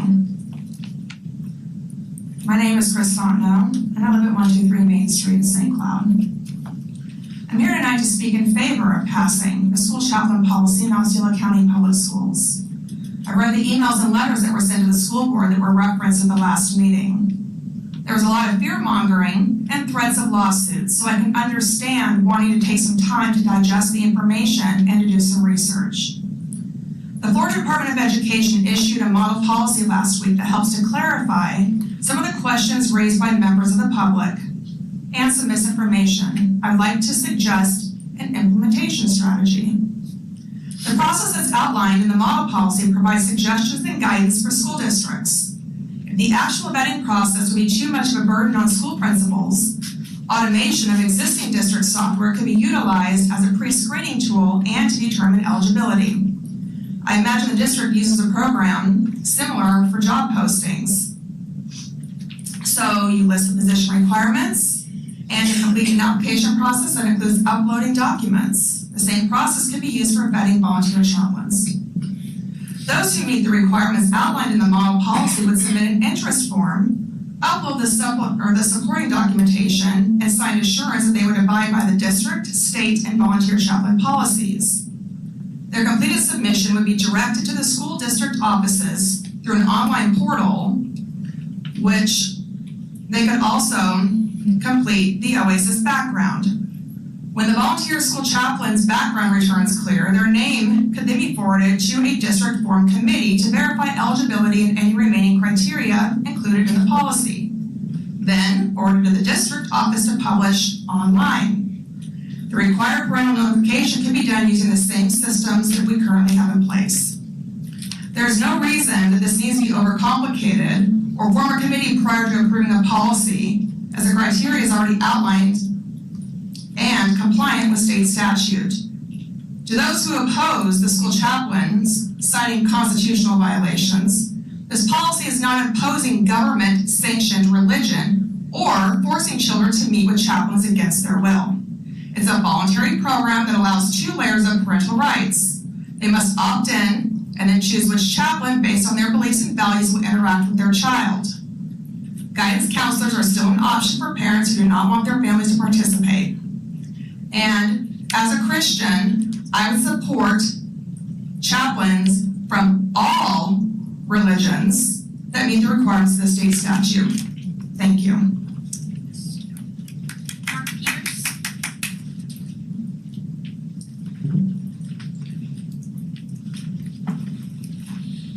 Good evening, school board. Good evening, Dr. Shanoff and all our leaders. My name is Mark Peters, 4315 Beale Court, Kissimmee, Florida. And I've come to this evening, thank you for having me here, to support the chaplain policy. To encourage you, when it's time for you to vote in favor of it. And let it be a unanimous vote, that you're standing together. Now, there's been a lot of groups that came up here.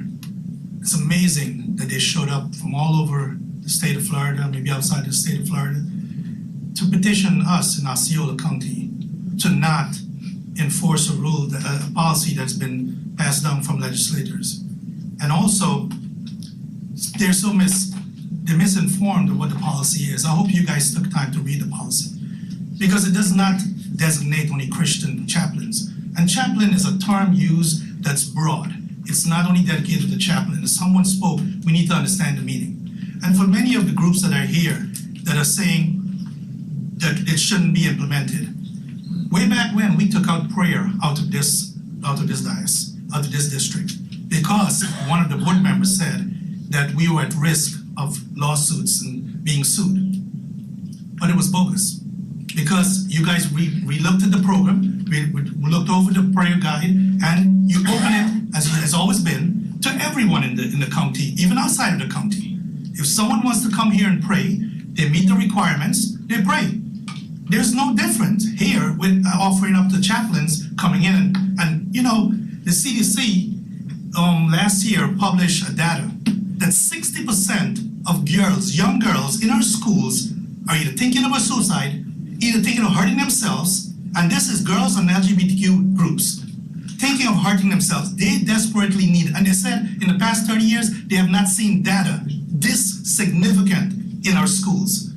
So desperately this is needed. And it's not where it's going to be pushed on anyone. As it was said by the last speaker, it's an opt-in. The parents select the person, and it could be from any, and I'm a Christian, and I'm opening it up to every denomination, every faith, every group, every person who call themselves some kind of believer, some kind of thing they believe in. And so long they meet the requirements, let them be here. So the parents can select who they want, and then the student have to agree to meet with that person. It's not that these guys are gonna be walking around the halls and start preaching in a corner. This is not it. So they're misinformed, trying to spread fear, trying to say, I have a form of 300 chaplains who have signed similar bill. Not this bill, no, they signed similar bill, something that we don't even know what it is, but they're coming here and petitioning you guys with false information. I'm telling you, vote in favor, unanimous, and show that Osceola County leaders will stand with the parents and their children who attend our schools. Thank you very much.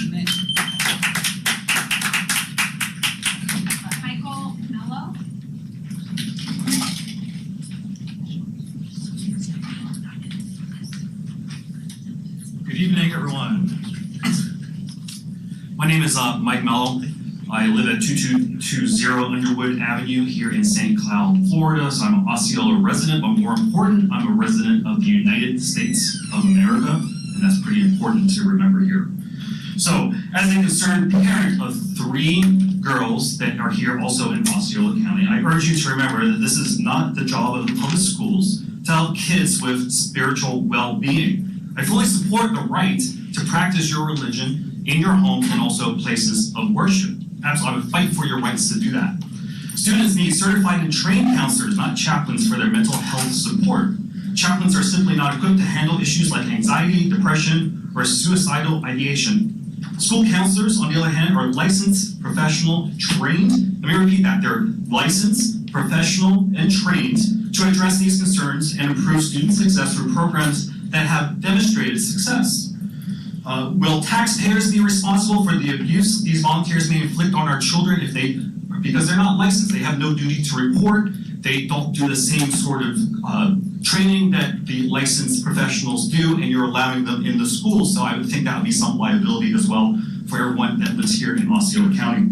Introducing religious clergy who are not necessarily even trained in providing spiritual care is dangerous and can lead to inappropriate application of religious doctrine and into mental health matters. Religious doctrine, even the people here who support this bill may end up disagreeing with. Additionally, chaplains cannot possibly offer unbiased services to all students, including those of different religions, LGBTQIA+ individuals, and the growing number of non-religious students like our 3 girls. Instead of compromising student care with inadequately trained clergy, we should focus on hiring and training qualified counselors to meet the mental health needs of all students. And if the clergy do want to have a program, why do they need to do it in a school? Why can't they just create their own program outside of the public schools and offer the programs to the people that want it instead of in our public schools? Thank you.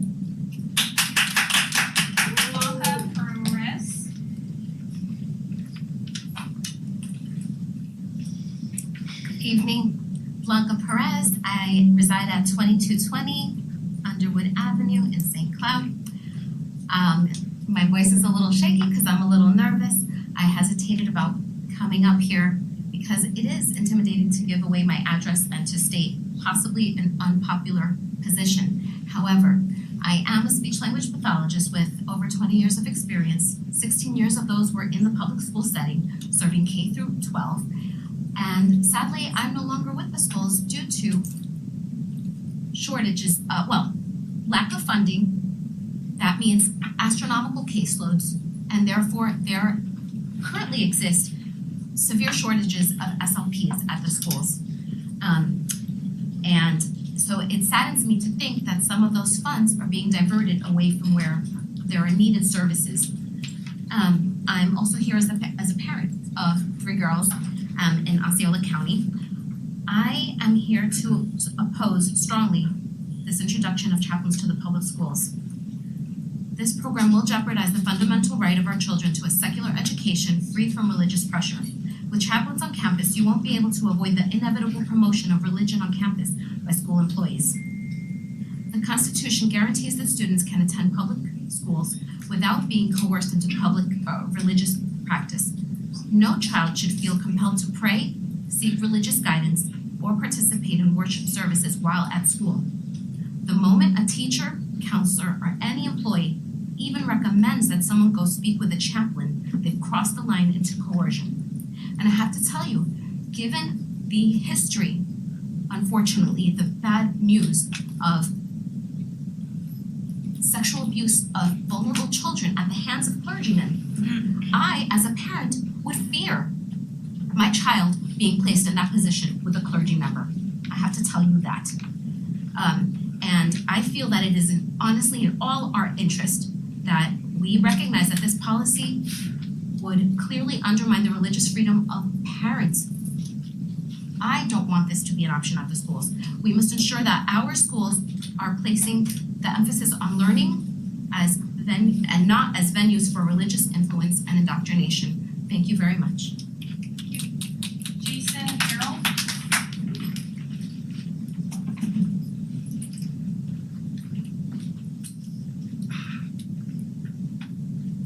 Hi, my name is Jason Hurld, 12515 Crayford Avenue, Orlando, Florida. A bunch of microphones. I am in South Orange County, and it falls under District 25 because it sticks to Osceola. I'm a Florida native.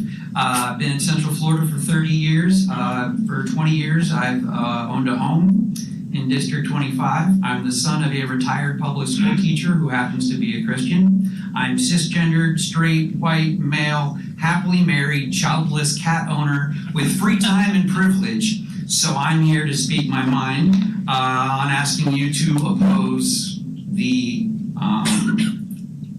pastures in schools. Pastures should be in pastures. There seems to be agreement that students would benefit from more counselors and mental health resources. Secular science-based therapy and guidance counseling are essential for a healthy society, especially when assisting students with mental health challenges that they may face throughout their adolescence and the life decisions they will be making. At the bill signing ceremony in April, our superintendent thanked Governor DeSantis for, quote, recognizing the role that spiritual guidance can have in enhancing the experience of our students, end quote. Yet the superintendent failed to also recognize the damage and trauma that spiritual guidance can cause both our students and our society. If Governor DeSantis wants to show leadership that will ensure Florida students receive the support they need to be successful, then he would allocate more funds to provide students with more trained professional guidance counselors and evidence-based mental health services, and not be risking taxpayers' money by passing legislation that will be subject to expensive lawsuits. A board member here accused their colleagues of committing a, quote, blatant and obvious sinking of a program that the governor came and started here. Well, it doesn't matter when or where the governor started a program if the program itself is discriminatory and unconstitutional. Any program that can promote one religion and discriminate against minority religions and secular organizations, as this law can, it should be sunk. The First Amendment does not only protect the freedom of religion, but the freedom from religion. Indoctrinating children into magical thinking leads them to making poor decisions as adults, as one's beliefs affects one's decisions. Courts have consistently ruled that public schools cannot invite religious leaders onto campuses for prayer or religious counseling. This untested law does not need to be tested in Osceola schools, and have the schools go to court. Let another district deal with that one and not this one. I heard of the spirit of tolerance, inclusion, and diversity. Should we be tolerant of the intolerant or include those that exclude? Can diversity survive if the majority has the power to impose its own beliefs? Thank you. The last name on this is Gabber. I can't really read the first name. G-A-B-R, the last name. The next one is Diana Graniella. Is that last name G-A-U-R? Oh, maybe a U. Yes, might be a U. Sorry, thank you.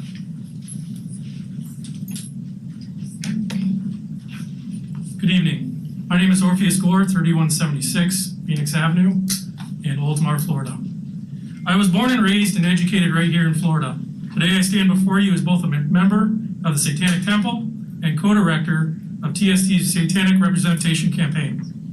In the last few weeks, we were excited to receive many messages from Osceola County parents eager to learn about Satanic chaplains and welcome our ministers of Satan to support their students in this district. However, that was short-lived, and the proposed Florida Department of Education's chaplain policy is profoundly troubling, and the manner is unconstitutionally defining religion in our state. As you consider adopting the state's model policy, which seeks to exclude federally recognized religious groups based on their beliefs, you should be apprised of the threat this poses to our civil liberties. You should be particularly alarmed in light of the board's decision regarding the school chaplain policy. Just 2 weeks ago, board member Heather Cahoon requested to pull the chaplain policy from the scheduled vote due to fears of, quote, other people coming in and, quote, making a mockery of her professed faith. It became evident the Satanic Temple was the target of these exclusionary efforts when board member John Arguello revealed the concerns stemmed from an email at 4:35 or 5:01 p.m. at the time that the Satanic Temple's email arrived that day. The delay that followed was no mere coincidence. It was a deliberate stalling tactic, an attempt to exploit a non-existent constitutional loophole that would allow the board to exclude the religious group that emailed you at 4:57 p.m. on August 13th. This maneuver not only reveals a blatant disregard for the principles of the First Amendment, but also exposes selective and misguided interpretation of constitutional rights by this board. In closing, I urge you to recognize that religious freedom is not a privilege to be selectively granted to your preferred congregants. If you choose to introduce religion,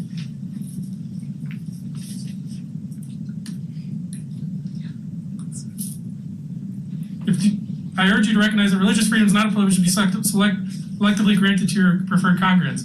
If you choose to introduce religion into our public school system, you have a constitutional responsibility to extend equal participation to all the religious groups who want to participate. Implementing a policy designed to exclude chaplains from satanic, humanist, Buddhist, and other non-supernaturalist backgrounds while favoring certain religious groups would be a clear act of discrimination and a betrayal of your duty to the community. While courting favor with Ron DeSantis might be tempting for some board members, your primary responsibility is to serve the community, including those with differing beliefs. Members of the Satanic Temple are integral to the fabric of your schools and neighborhoods, and our rights are inalienable as anybody else's. I'll leave you with the Satanic Temple Satanic Representation Campaign's contact information. All board members are welcome to reach out with any questions about our satanic chaplains or for... Thank you, your time is up. Thank you, PLC. I have next Julia Tavares. In addition to this, Diane Knight has given her time to Julia Tavares. We do not have a policy on this, so we will allow it. You have 6 minutes. Are we able to adjust the timer for 6 minutes or do 2 3-minute timers? At the last board meeting, let me see, Julia Tavares, 520 Hunter Circle. At the last board meeting, the vote to halt the chaplain program in our schools was detrimental as many students are in desperate need of guidance and mentorship. Families breaking apart, financial problems, and societal issues can really take a toll on any person, but even more so on our youth who are dependent on adults to take care of them. Many children are lacking healthy personal connections at home. Many children don't have a positive role model they can look up to. Many haven't been taught what a healthy relationship looks like. As a result, they have not developed healthy personal skills to relate to others. Many are struggling to have peace, stability, and security. This program would allow and assist our youth by addressing the mental and behavioral problems, therefore improving the overall well-being of our community. Having 1 to 2 maybe counselors for a school is not enough. Families deserve the option to seek help from like-minded professionals who can understand their values and principles. Having this program shows good faith towards the community, a willingness to work together for the betterment of our society. Just as we have the school choice option, this program should also be an option for those interested. It requires parental consent and in no way is it mandatory. Many have diminished the impact of how spiritual health can impact the physical and mental well-being of a person. Let's bring faith, hope, and love to our community by approving this much-needed program to all who eagerly desires it. Thank you for your consideration. Thank you. Diana Graniella. Diana Graniella, 1431 Simpson Road. I come in support of the chaplain program. First, let us be clear about what the chaplain program is and what it represents. This program provides an essential service for our community by offering spiritual guidance, emotional support, and a comforting presence in times of need. Chaplains serve people from all walks of life, regardless of their religious beliefs, providing care and compassion in hospitals, schools, the military, and other institutions where people often seek solace during challenging times. The chaplain program is about compassion, support, and community.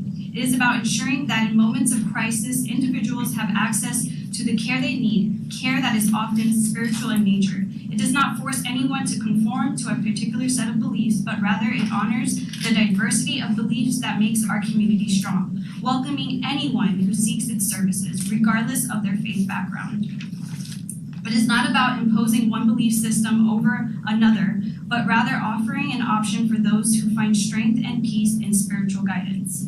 Our society is built on the principles of freedom and diversity.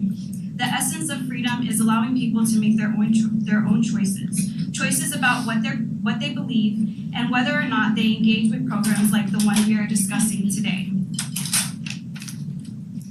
This program is voluntary, allowing individuals to seek spiritual support if they so desire with parental consent. Let the parents decide. Sorry to be the bearer of bad news, but fears of coercion, sexual abuse, and infringements on our civil liberties already happens in our community. May we face our giants and not fear them. Thank you. Steve Treisler. Trissler. Good evening, I'm Steve Trissler.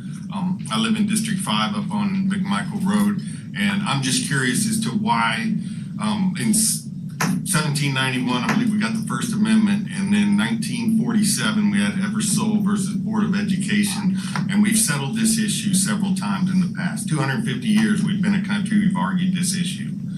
My grandparents argued this issue, and their great-grandparents argued this issue. Why are we here again today arguing an edict from Jacksonville as to why, or Tallahassee as to why we've got to have religious accommodations made in the school? And what have you done? What have you done to ask for clarification, get specifics, or have them fix this for us? This was handed to us, dictated to us, now we have to deal with it. What have you done to tell them to fix it for us? They sent this down here, they wanted this show. Somebody wants this. They want us fighting.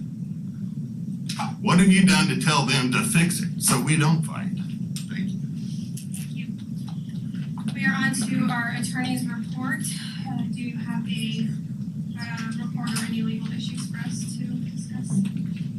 The only thing that I would like to just advise the board this evening is that I developed a sunshine law training for our school advisory councils, and I will be meeting with Mr. Boyd and Dr. Torres next week to discuss how our school advisory councils are going to have that training so that we can make sure that they comply with sunshine law.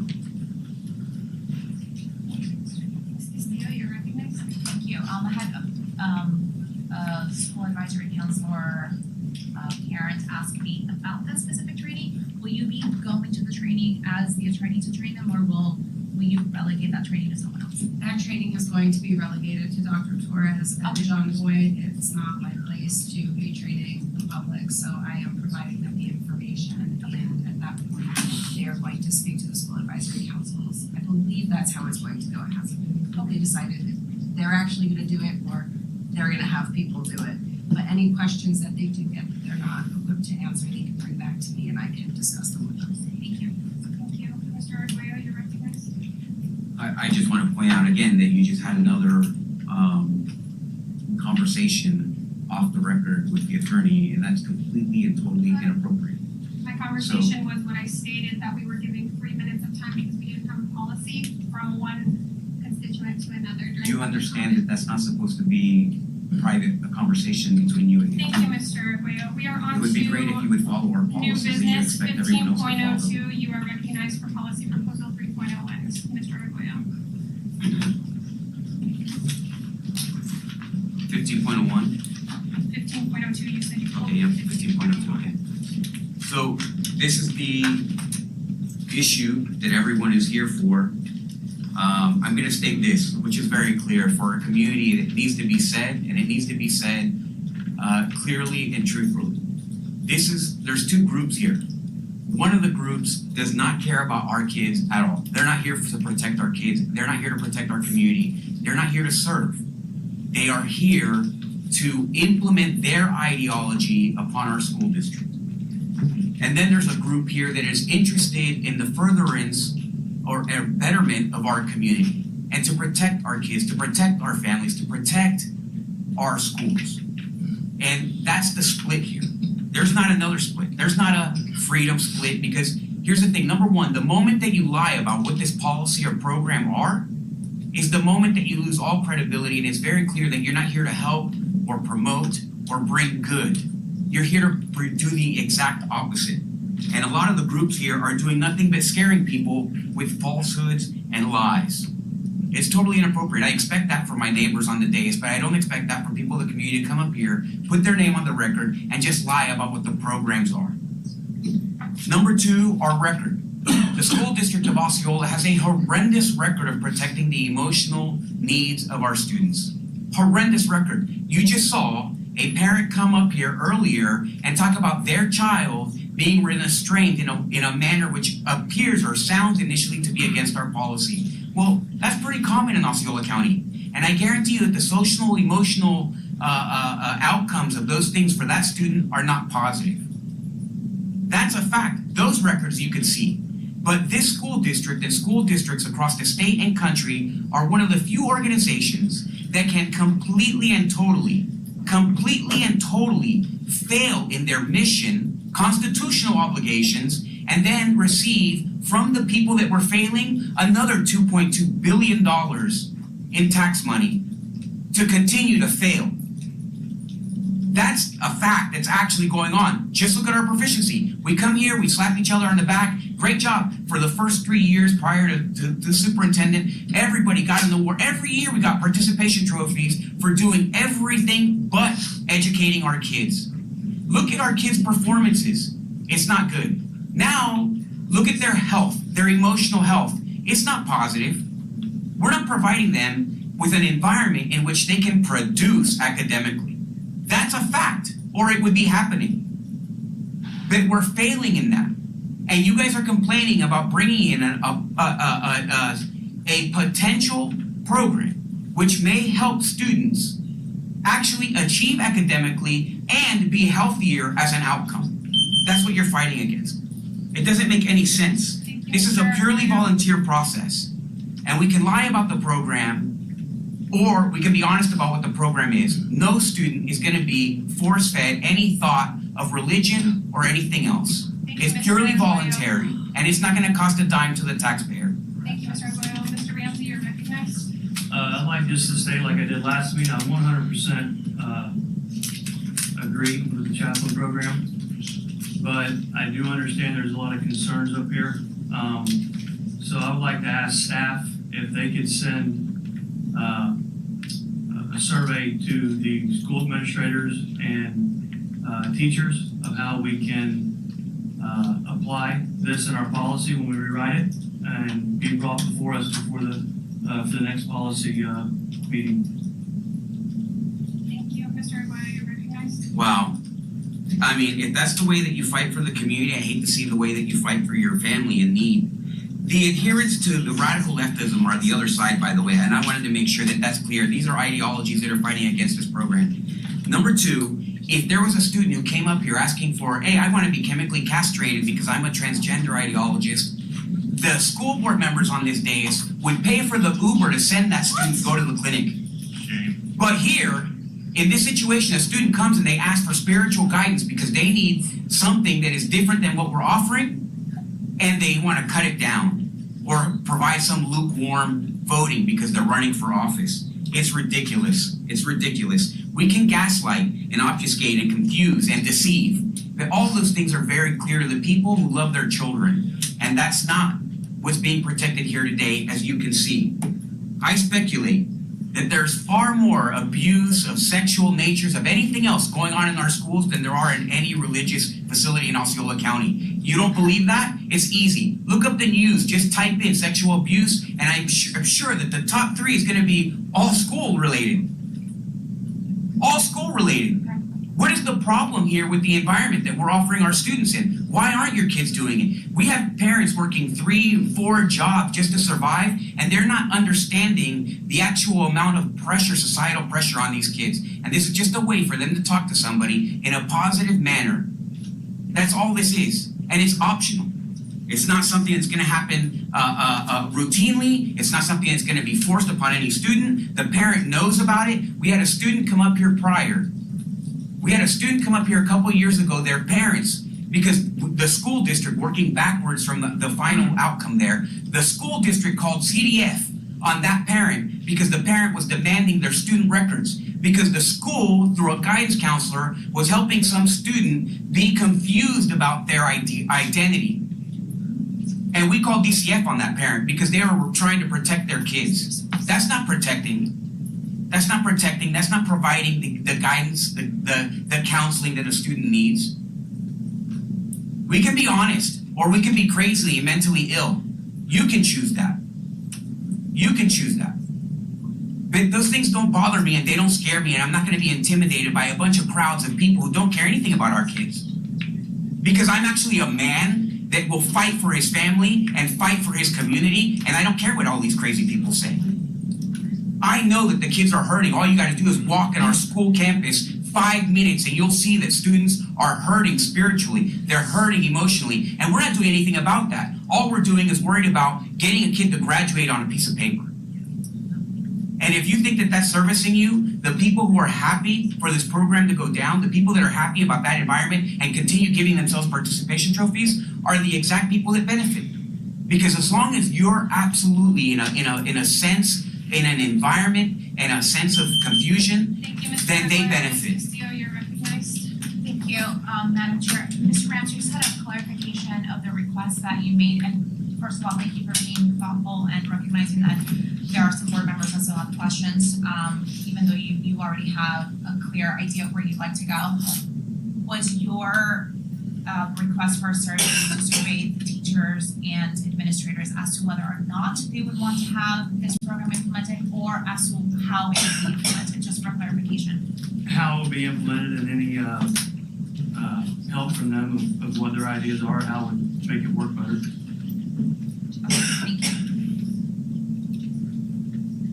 Mr. Arroyo, you're recognized. I'm gonna bring this up for the next school board meeting as an actual agenda item in which we adopt the state's policy, in which we fill in the blanks that are required. By that time, I'm gonna submit my proposed language, and then that will be on the agenda next week to consider. I don't think that we need to ask anybody in the school district what they think that we can do. What you're doing is kicking the can down the road. And it may not matter to you. It actually matters to me because I actually intend on making something happen that's positive for the community. We can pretend that as the only independent person up here who's not owned by their donors, I very much think it's important that we actually get the program adopted and then fill out this language, which is already written by the state. Mr. Melendez, you are recognized. Thank you, Madam Chair. I had some issues on the process and how this becomes a policy at the last board meeting. And since those questions were brought up, for instance, I have a couple there. How many chaplains is there? What is a training? What are the requirements for being a chaplain? Then the model policy came out a week after that, and I read the memo. And now there's a significant difference between what we see in what was written in 3.81 and what the model policy is that's being submitted to the Department of Education. So technically speaking, that has to reintroduce the policy-making cycle all over again, because you can't just modify a comma or hear a word for the prior policy to still be in effect. In other words, when it starts going through public hearing number 1, public hearing number 2, public hearing number 3, there cannot be a significant change between what was proposed and what is being voted on at the very end. Since there is a significant change between what was originally proposed and what could be now, it has to get reintroduced into the policy procedure all over again. And the issue that I had last time was that, kind of like what Mr. Ramsey is bringing up now, there are people who have concerns about the implementation of this policy. Even the state of Florida had a concern with it. That's why they gave the policy guidance to try to be more clear with it. I recommend that not just through surveys, but as we mentioned before, I believe in the important, and kind of like what I mentioned last time, was creating a task force. Each school board member can appoint somebody of their choosing, somebody from the community or whatever that criteria would be. Then staff can actually come as well. The superintendent can appoint 2 or 3 people where it doesn't feel like it's stacked against the deck. But the reality is, the implementation is gonna require staff to be able to faithfully execute.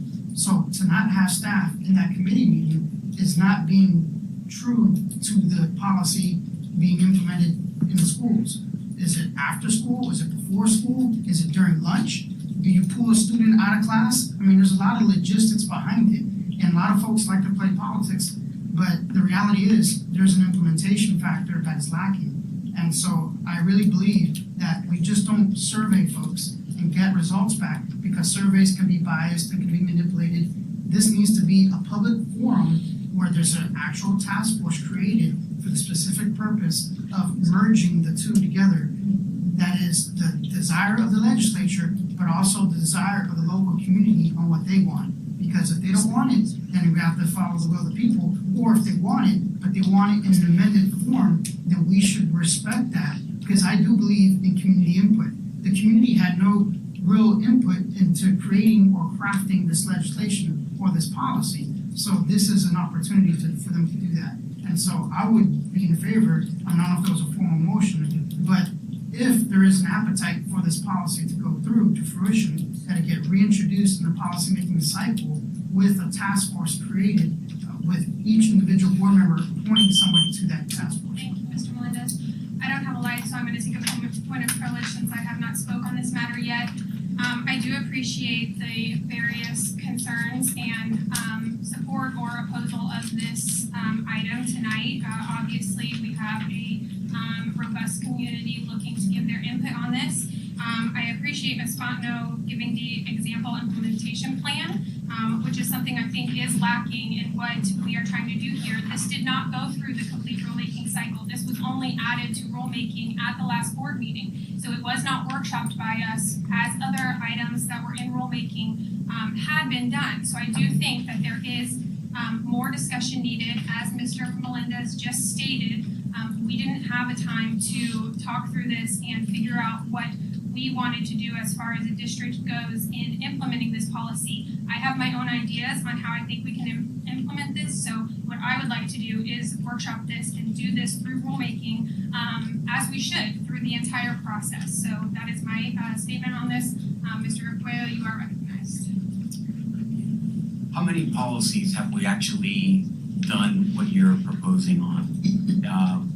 It's funny that this is the one program that gets so much attention, and it's a matter of the pressure of the people here, the areas that you're acting this way, because we have had a million different proposals, policies come up here. Nobody's ever complained about it. It's probably barely even read by most of you, and now all of a sudden you want to workshop it. You want to, we're going to make a committee. We're going to talk about, this is a non-cost program that we just offer.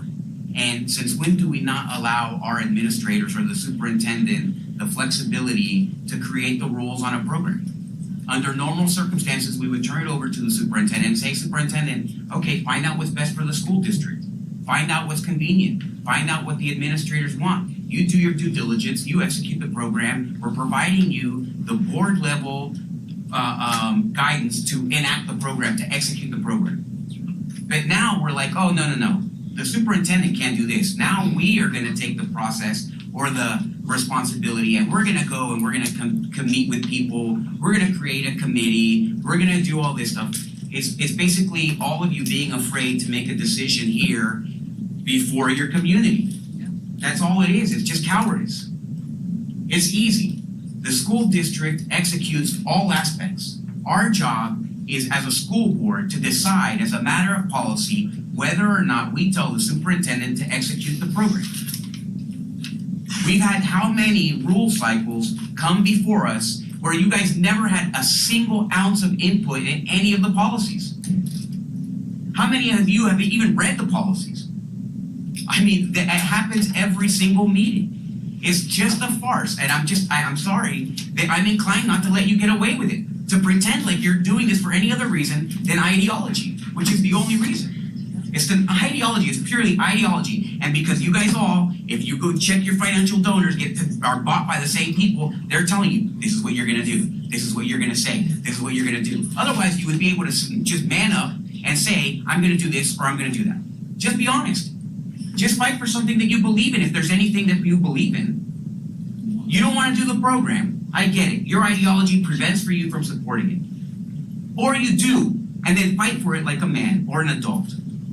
Do one or the other, okay? But you trying to walk the fence and you trying to say, oh, I'm gonna be quiet because I don't believe in it, I don't want it, I'm gonna kill it at some point if I can. I mean, just be honest.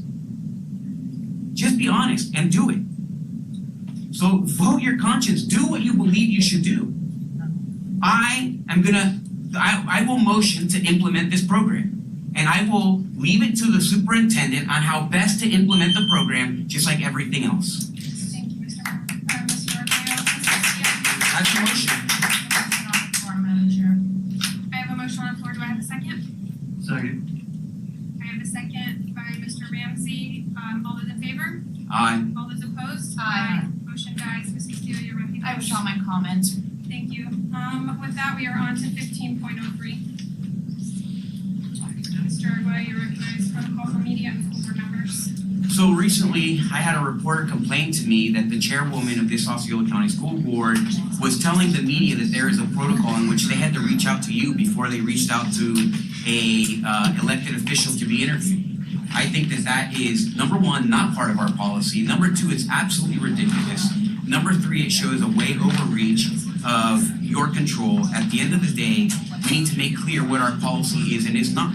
You are not in charge of what school board members say to the media or not. That is not your charge. And I would like for the superintendent to direct the public relations to not try to guide or control what public relations, how public relations disseminates interviews or deals with the media. That's not their job to do. That's not their job to determine who's gonna speak on a certain matter. Thank you. Do I have a motion?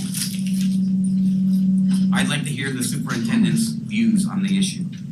Is that something that the public relations team has been directed on? Dr. Shaw, would you like to speak on this?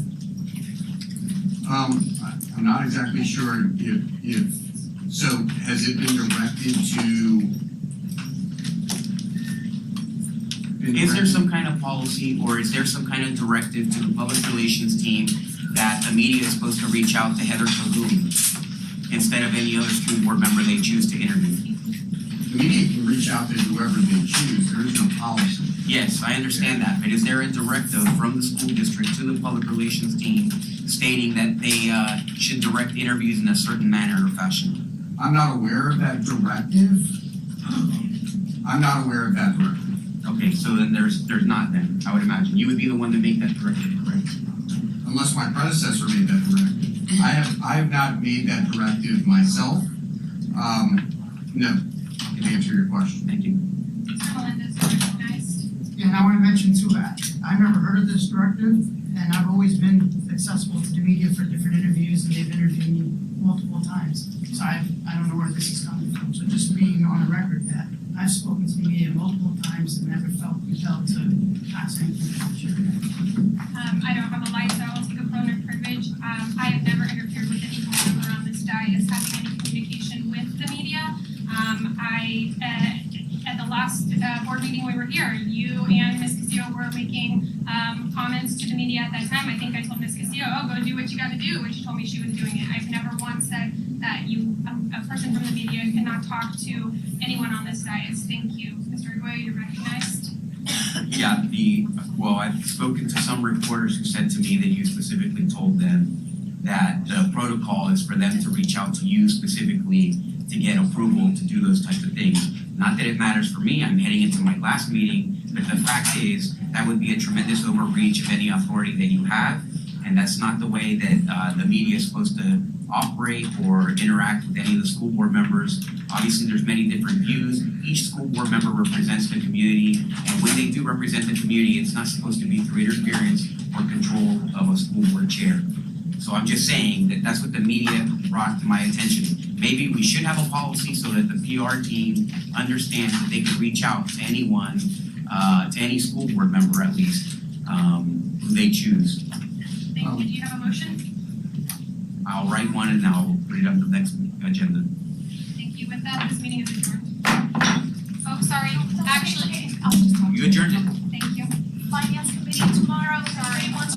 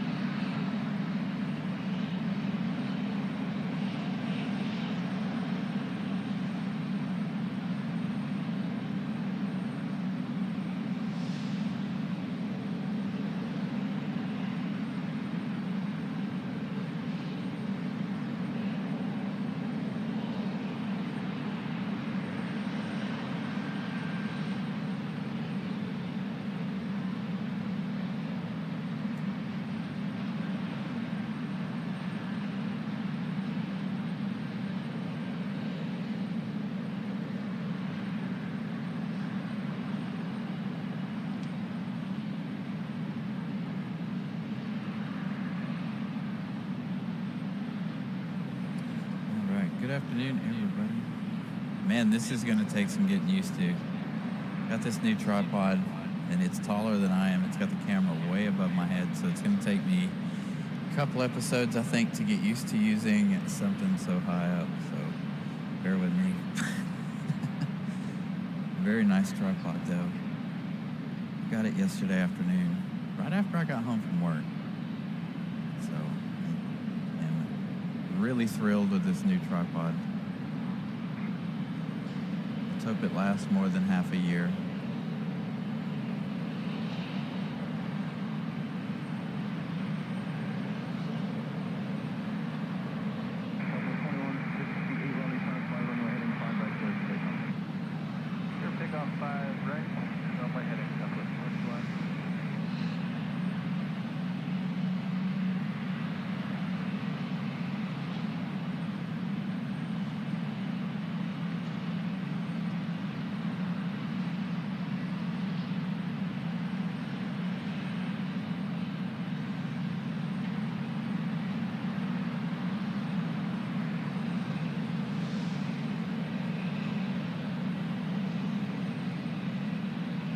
They were on the 2-3s today. Can't seem to catch a break lately. with the wind direction and stuff. Keep sticking them on the 5s. The wind this time of the year is not cooperating with us. A huge welcome in, you guys. Nice, Noah.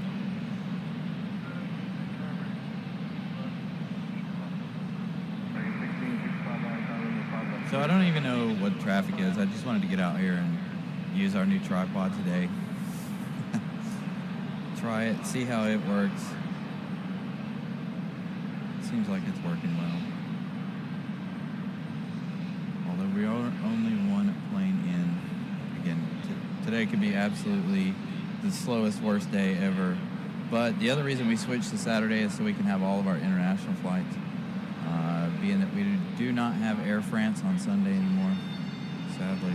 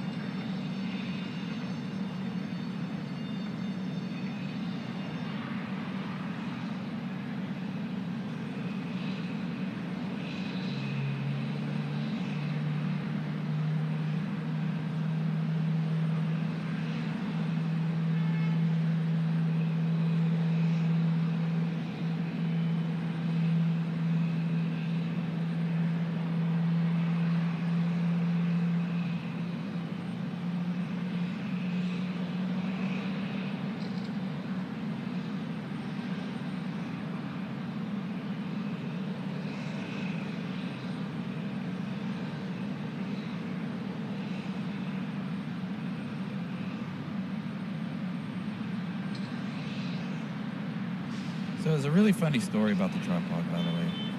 I went home waiting for it. They were in my neighborhood. I was watching them on the Amazon app. And then he leaves my neighborhood.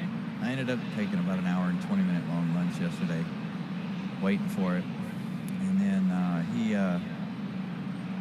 showed up right after I got home. It's like, really? You were in my neighborhood and you left my neighborhood and went 5 miles down the road. You could have dropped it off early. So we would have had a show last night, but they decided not to drop our tripod off in time. So again, it is going to take a little bit of getting used to. It is taller than I am. It's about 6 feet tall. So getting my shots lined up, and I have to relearn how to line everything up. So maybe a day or two, an episode or two here before we're truly used to it.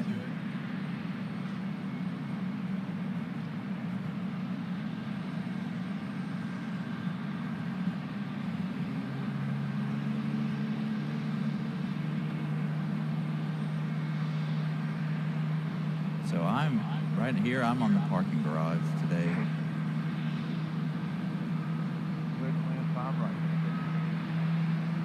I like to spot other places for like the 4K content, but for the show, we're up here on the parking garage most days. There is one location I want to try, but I'm waiting on the weather to cool down a little bit before we try it. I'm a little worried about the fence being in the way, but maybe we can, maybe the fence won't be that big of an issue. I don't know yet. We'll have to try it and see.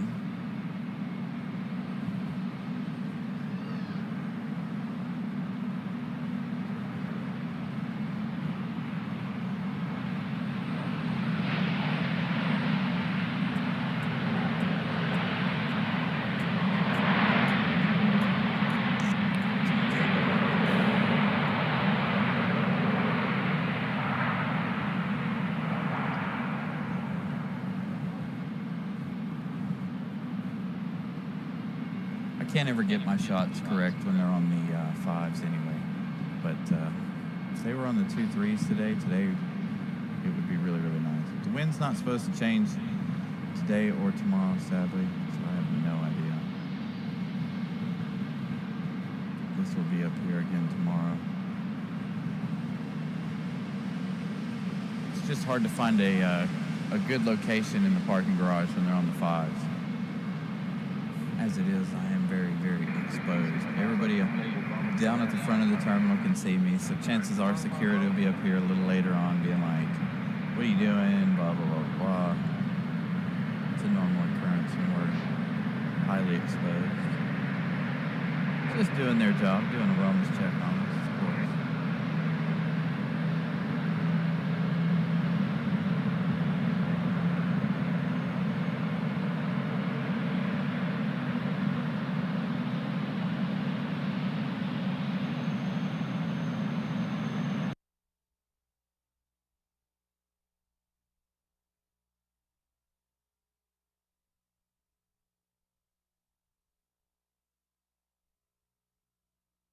Request and staff would recommend approval of Plan 2024-0007 based upon the findings and conditions contained in the Planning and Zoning Board memorandum.